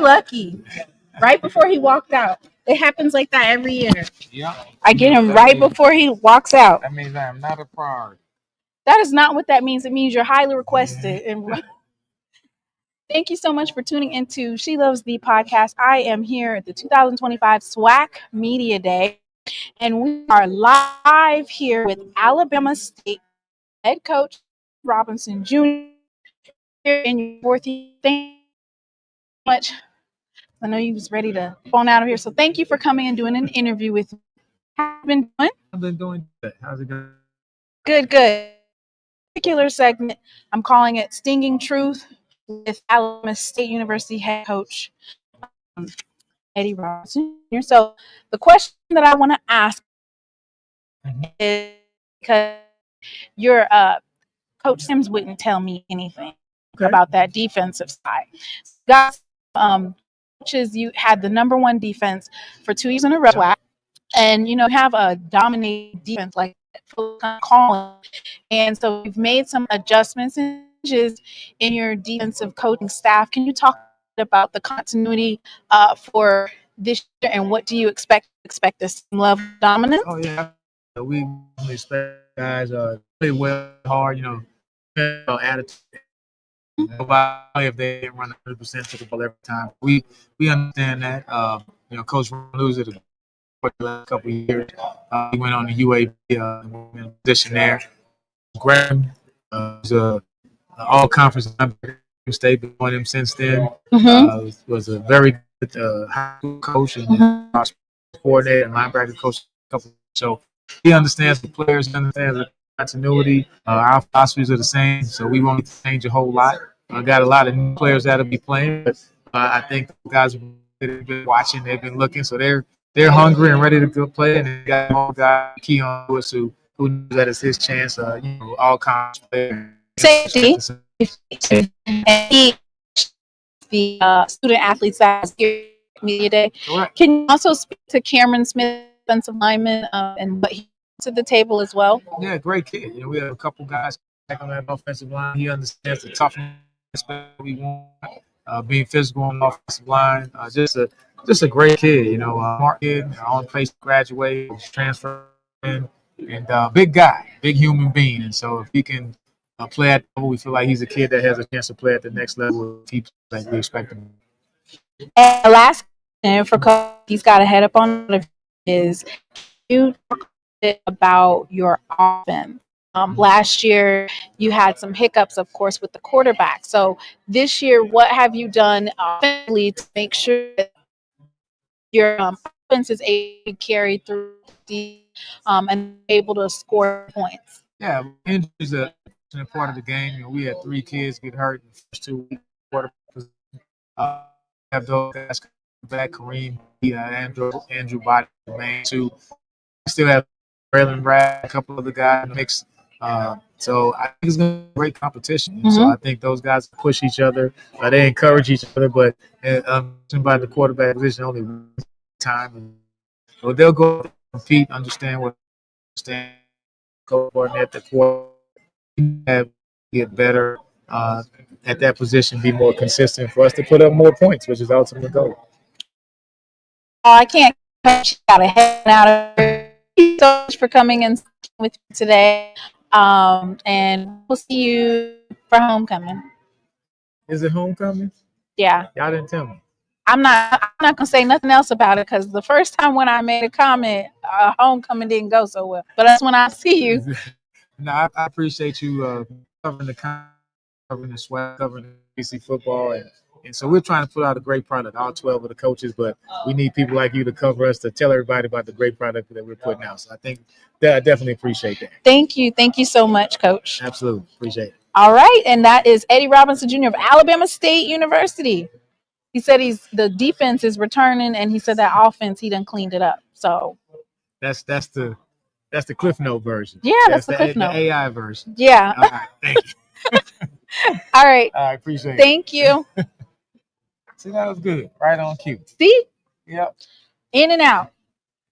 Good luck to you. Thank you. Don't be all Jackson State. It's a whole conference. I'm not all Jackson State. It's the name of the show. SheLovesThee. It's in the name. But I do cover y'all. Nah, you do. You do a great job. Appreciate it. All right. Bye.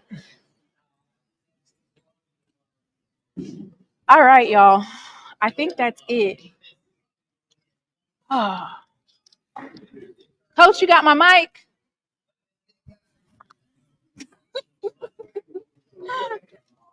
Thank you, Chris, because I didn't know that it was gone. Thank you. Sorry. All right. Thank you. I just wrapped it. Can I interview him, or are you guys done? Yeah. I'm sure he will. Okay. I'll make it sweet and short.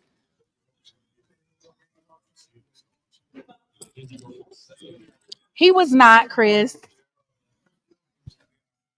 All right, y'all. Let's see. I just want you guys to know that I didn't even get to eat lunch. I'm going to have to go eat somewhere. I didn't get none of the food they had. I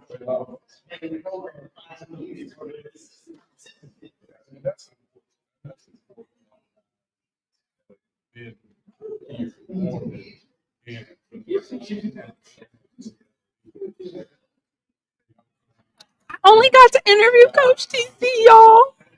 I didn't get to interview Jacobian or Jeremiah because he was on a different podcast, so I didn't get to interview them. They have 2 different rooms, so I wasn't able to interview, but I got TC.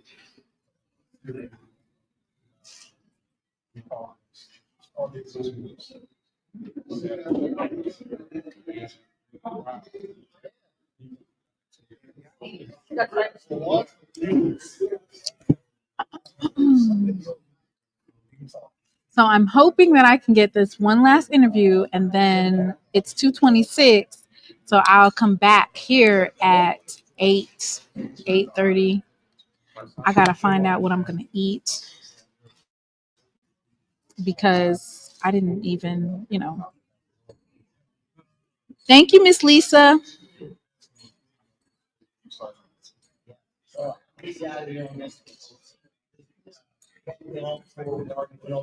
All right, we can open up the chat now.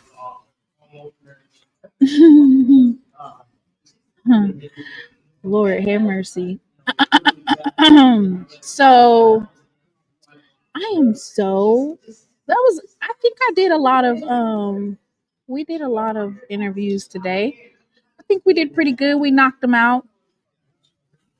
I didn't get to interview Jacobian or Jeremiah, but I think I interviewed a lot more coaches than I usually do. I interviewed 1, 2, 3, 4, 5, 6, 7, 8. I interviewed 8 coaches today, and I'm hoping that I'll be able to get Coach Shade for 5 minutes. So if you guys have questions for Coach Shade, then go ahead and drop them in the chat so I'll be able to ask them right away. What did you guys think? Which coach did you think had the best interview?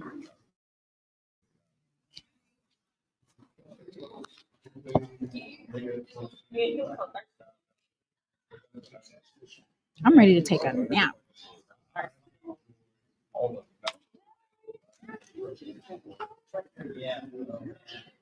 I'm excited.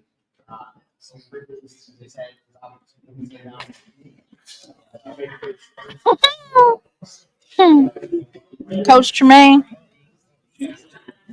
I think the coaches definitely bought some fire. They was talking that talk. All of the there's a couple of coaches that was definitely talking the talk.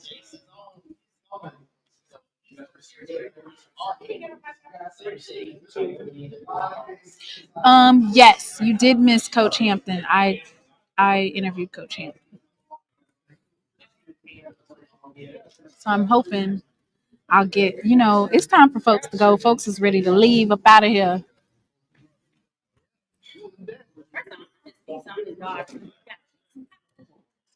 Head. Why would you say that? I was struggling for 3 hours trying to pay for a membership so I could comment. I don't even want it anymore. Well,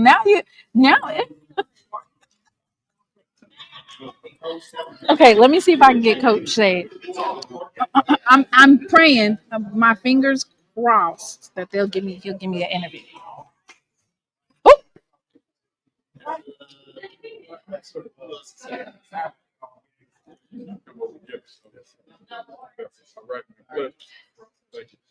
Hi, Coach. How you doing?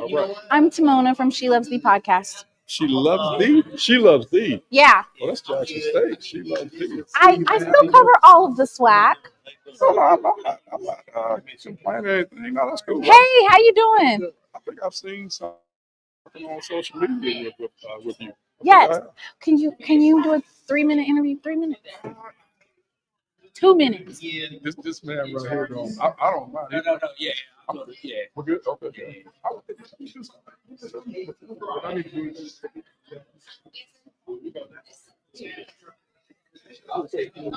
Last interview. All right. This is the last interview. Right, man. I feel privileged. Yes. To be on with SheLovesThee. All right. Here you go, Coach. Thank you, ma'am. So I can just hold mine. You can't. Put it on. You can. It's just kind of like a clip on. There you go. Thank you. Thank you so much for tuning in to SheLovesThee podcast. I, of course, am the host, Tmona Stapleton, and I have the privilege of being here with head coach of Alabama A&M Bulldogs, Sam Shade.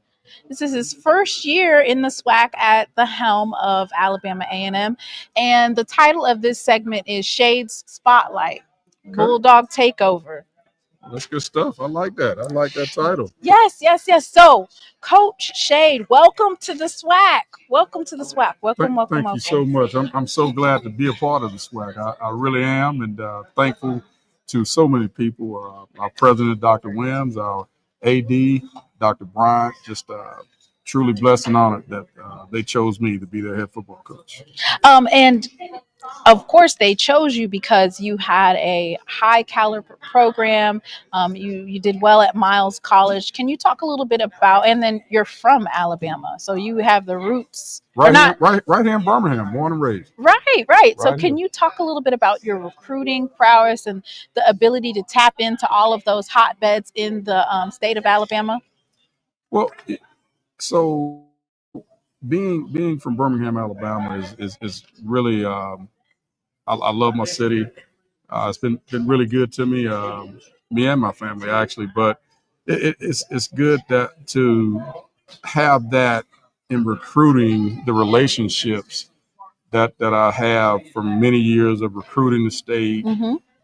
As far back as 2009, when I first got into college coaching as an Mhm. assistant coach, Mhm. I feel like I've been able to develop a lot of relationships from the Huntsville area all the way down to the Mobile area, and we've definitely tapped into those relationships and recruiting, and we're hoping that that's going to show for us in the years to come, being able to recruit players out of the state, but also we recruit the surrounding states. We recruit over in Georgia. We recruit Mississippi, Florida, Tennessee. Mhm. So we don't just stay in Alabama. Right. So for all those players out there that are close by, we're coming to see you at some point. Yeah, tap in. Yes. So the chat is live, and Brandy points out, and just wanted to let you know that I have a contributor that comes onto my channel all the time. His name is Mr. Ford, and he has been calling for you to come to the SWAC for 2 years. Wow. He was actually saying that you were going to be the head coach of Alabama A&M a year before, like the beginning of last season. He was calling it on my show. A year before? A year before, he kept on saying on my show. Well, I'll tell you what, man, he can make a lot of money because he called it. I mean, some people are gonna call him about probably some bets they want to place. Yeah, he was definitely, calling for you to come. And I'm going to ask you just a couple of questions. These are rapid fire questions. Okay. So, would you rather play a day game or a night game? Depends on the time of year. Mhm. Early in the season when it's hot, I like the night games. Later in the season when fall really starts to hit, Mhm. There's nothing like Saturday afternoon Mhm. football in the fall. When the weather cools off a little bit. So that's kind of my preference. And would you call a trick play early, or you save it to the fourth quarter? That's a good question. Actually, I think we would call it early because we want it to be more of a surprise. Late in the ball game, people are kind of saying, well, all right, what are they going to do next? We better start looking for trick plays. But early in the game, you don't hear that as much. Right. So, coin toss, are you going to receive or defer? That depends, but I'm one of those guys. I like to start fast. I believe in our team starting fast. But you can start fast. You can put your defense out there and get a stop and Right. still start fast. But Depends on the team you're playing. It depends on the team, depends on the situation. But Mhm. a lot of times I do like to get our offense out there and try to get them going and get off to a fast start. Blitz on third and longer, play it safe with zone. Well, we are multiple as a defense, but my defensive coordinator, Coach Chris Shellen, he's an aggressive guy, and he and I have a great relationship. We've known each other a long time, and depending on the situation, we're probably going to come after folks and try to get off the field. The blitz. Every coach has chosen the blitz whenever I ask that. So do you go for 2 to win, or kick the extra point and play overtime? Now that definitely depends on the situation in the game. That depends on your kicking situation as far as your the health of your kicker, and it also depends on how well your defense is playing, how well the other team's defense is playing. So I'm a guy. I'm playing to win the game. I'll just say that. Okay, he doesn't want to let us know the exact answer, but he's we're playing play to to win the win. game. Yes. And so just quickly, what is that game that you're looking at your schedule that you're excited to play? I know you inherited one of the biggest rivalries and classics, which is, of course, the Alabama State versus Alabama A&M in the Magic City Classic. Yes. Is that the game that's just marked on there, or is there another game that you look at the schedule and say, this is going to be an exciting game that I can't wait to Well, play? right now, the biggest game on our schedule is that first. And I'll tell you reasons why. It's Arkansas, it's the SEC, and we're going to get a chance right out the gate to find out a lot about our football team. Right. A lot about our players individually because of the individual matchups in that game. Also, offensively, defensively, and special teams. We're going to find out what we're made of. And I think that's important when you find that out early because, maybe you got to go back and make some changes and tweak some things. Right, and right. With our second game being against a conference team, Alcorn, I think it's going to be important for us to know where we are early. All right. Yes, I don't want to keep you long because it's late and these coaches are up out of here. I want to thank you so much, Coach Shade, for coming and doing an interview with me. Right. Good luck on your season, and I will be watching. All looking. right. I'll be looking. All right. Thank you. All right. Thank you so much. Yes, ma'am. It's been a pleasure. All right. The mic. So I got to give you my mic. Yes. All All right. Thank Go you. Bulldogs. Go Bulldogs. Safe travel to you. Thank you so much. Thank you. Yay. Y'all, I knocked out as many as I could. Y'all. I did as much as I could. I can't. Safe travels. Thank you. Oh, do you still want me to? Are you done? Do you want me to still do or are you gone? Okay. Yeah. All right. Thank you. All right. Lord. Anyway, y'all, this has been so much fun. I didn't get to get any food, but I'm about ready to. Dang, let me see if I can get Coach Fred over here. He ain't been participating.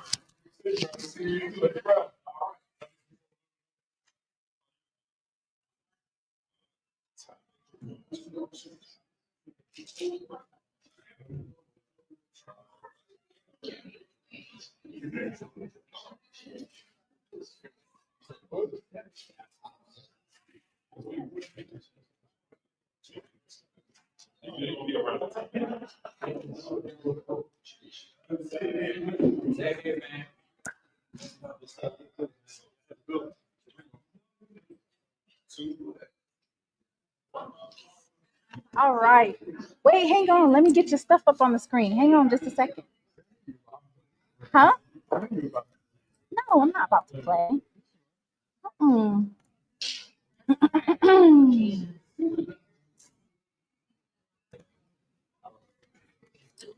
Y'all. Here you go.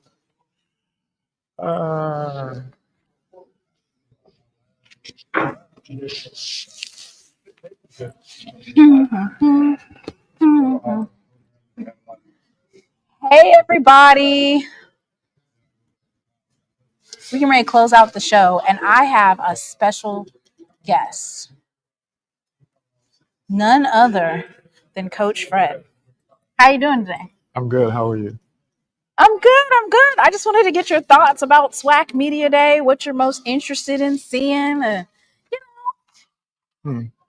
talk a little bit about your podcast to close out the show. Why is everything so funny? I know where this is going, but it's a good day. I think it built up pretty good as far as the number of participants and things like that. I think it was also pretty awesome to see the different little things that they try to do to spruce it up a little bit. The red carpet. Did you go on the red carpet? I did not go on the red carpet. Okay. I didn't have time. Did you do the light show for your promo, or did you do right behind you? What light show? I didn't do anything. I just sat here and went live. Yeah, I didn't get to participate. So some of those things they added in was really, really, really cool. And they did have a red carpet out here, y'all. Yeah, so I it's thought that was gone really cool. now. It's packed up. Yeah, I thought that was really cool. So Yeah. Good to So, see. what are your expectations for this season? Like, what do you think about the coaches and stuff like that? After seeing the team. schedule, seeing the TV schedule, and seeing everybody else's schedule, I think it's going to be really interesting. I think it's going to get way more interesting quicker in the season, as it's not going to be one of those deals where I think it gets down to the last couple of weeks. The middle of the schedule for everybody for the conference is really deep, with some games that could send it either way on both sides of the on the conference. So, what do you guys say on the reservation? What do you mean? Like, what's your saying for the reservation? We just work. We just working. Just working? We just work. That's all we doing. We just working. I had the opportunity to interview Coach Thomas, and that interview went well. But you're on the staff, so give me. You don't have no inside pieces to give. No, we're just working. The guys they're attacking the summer, and we're getting into it. I think it's a pretty good summer so far. I knew where we were going with this. I already knew, but I'm cool with it. You know what I mean? That's motivation. That's Let me posted stop. up. Oh no! Continue stop. on. Continue on. I'm gonna stop. No, that's posted up. It's motivation. We remember what that feels like, and That feeling don't go away. It's in the pit of your stomach. Yeah. Because trust me, because when you guys came to Jackson State, that's the game that I went to. Jackson State. That was what 2 years ago. Yeah. Oh, it was terrible. Oh, Yeah, goodness. you don't get rid of it till you play again, and then we play. And we that got first rid of it. game We got rid of it. on that Thursday night, and then it's gonna build until we get a chance to meet us again. to face that. Yeah. You get ready to come to Jackson. Oh, ain't no doubt. But we understand it's a Are process we still to get that there. school over there, or have you toned down on that school over there? It was never that school over there. It's the school up the street. Oh, the school up the street. Yeah. Excuse me. I Yeah. misquoted him. That school up the street. Is it still that school up the street, or are we Jackson State now? Still school up the street. You know what I mean? It's all love though, but school up the street, school up north, however you want to put it. That's where it's at. Okay. But I commend you. You're doing a great job. The consistency. Thank you. That you've been putting to it. Can you talk a little bit about your podcast? I'm sorry. Common Man podcast. Common Man podcast. Just trying to do something a little different, but a little informative to the community side of things. So we kind of open up with a doctor before every show to speak to some sort of health for the community, to bring awareness, and then we kind of get into football. Try to keep you no longer than an hour, and we keep That's it moving. good. See, that's what I need. I've never been able to have a 1 hour podcast. I don't even know what that looks like. It says 3 hours and 30 minutes on my podcast today. Like I don't know. You've been at it. I go out on a limb and say you didn't miss a head coach, did you? I just missed Grambling. I want to Okay. say I missed Grambling and Coach Wood. Okay, you know what? I didn't even see Coach Woody today. I know he was here, but I Yeah, didn't he was see there, him. but I missed 2 coaches. Okay, But that was pretty good. yeah, no 10 doubt. out of 12 is actually pretty good. No, that's really good. Call everybody with those two. Yeah. Ain't no doubt. You're doing a good job. Thank you. Thank you. Anything else you want to giggle about? Yeah. You want to play start bench cut? Or you got to go? I'm rocking. Let's go. All Where we going? right. We're going to do start bench cut, y'all. All right. So, let's see. Roynell Young, Alcorn State. Aeneas Williams, Southern. Lem Barney, Jackson State. Who are you starting? Who are you benching? And who are you cutting? And why? I'm starting Mr. Young. You starting Roynell? I'm starting Mr. Young. Okay. Mr. Young was one of the first ones in the conference to kind of set that tone, being drafted there. So I like him. I got to go, and don't take this the wrong way, I got to go in these. He's benching Aeneas Williams, okay? And he's cutting Lem. Who you cutting? Yeah, you had it right. You cutting Lem Barney? Yeah. But I get it. I mean, yeah. Okay. What's Well, next? I didn't know this, but apparently Alcorn was like DBU back in the day. The original DBU. Leslie who was it? Frazier? Yep. And the story goes, at some point in time, everybody in that secondary played in the NFL. So, and they all played together.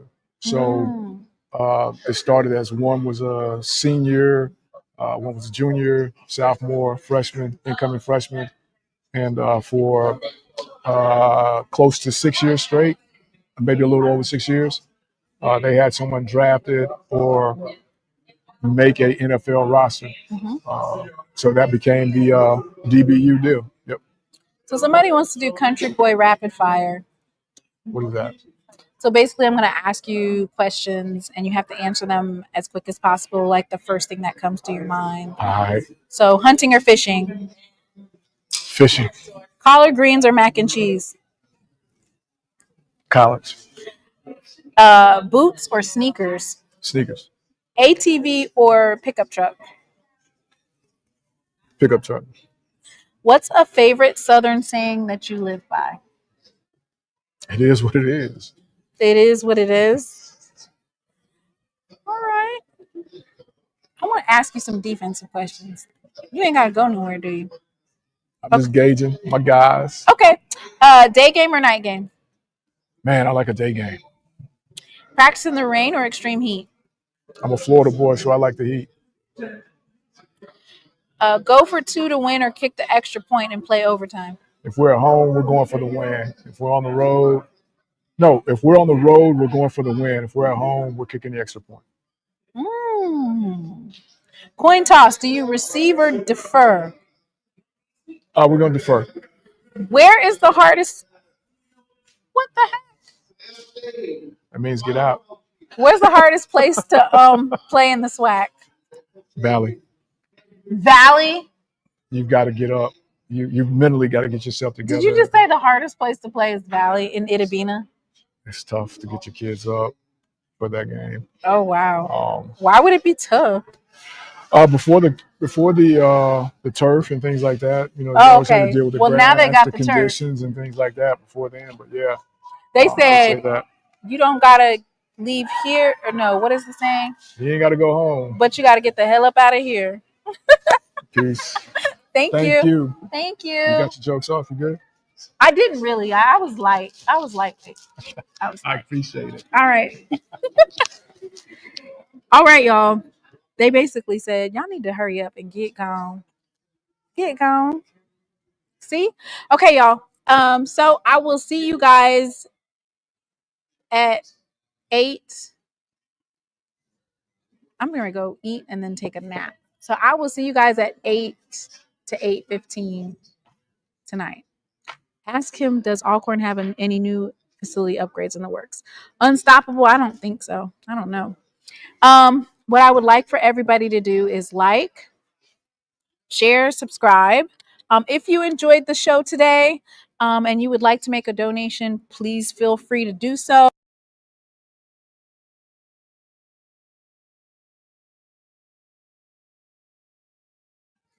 All donations go back to the channel, and they cover the cost of this particular this particular trip. Tell I'm already sleepy. If you didn't have a chance, please go back and watch the rest of the live. I was able to interview Coach Graves, Coach Buckley, Coach Eddie Robinson Jr., Coach Hampton, Coach Dishman, Coach T.C. Taylor, Coach Tmaine Jackson, Coach Sam Shade, Coach Thomas, and Coach Colzie. So I have some great interviews. And I will see you guys tonight, and y'all can cut up tonight in the chat. See you guys. Thank you so much for tuning in to the live coverage of the 2025 SWAC Media Day with SheLovesThee. Everybody be blessed, and see y'all tonight. I've had some weary days and some sleepless nights,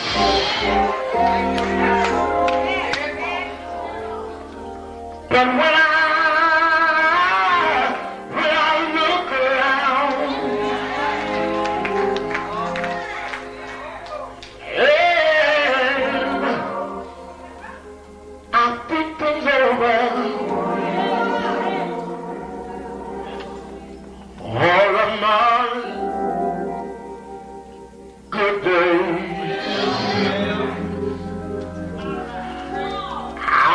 through my bad days.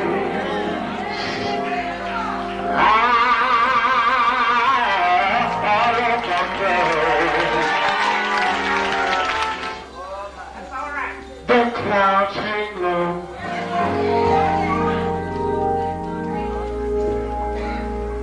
I can hardly see the road. I ask the question, Lord. Lord, why so much pain?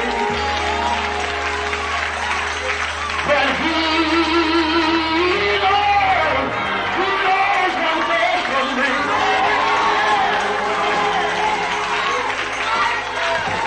Although my weary eyes, they can't see. So I'm just saying, thank you, Lord.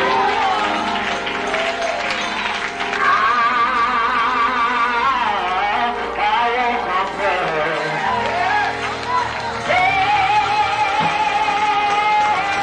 But He is so good to me.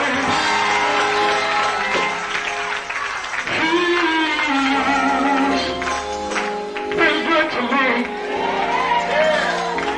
More than this world, all you could ever be. He's been so good.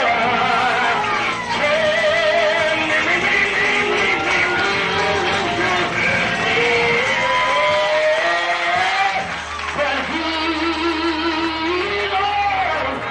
knows what's best for me.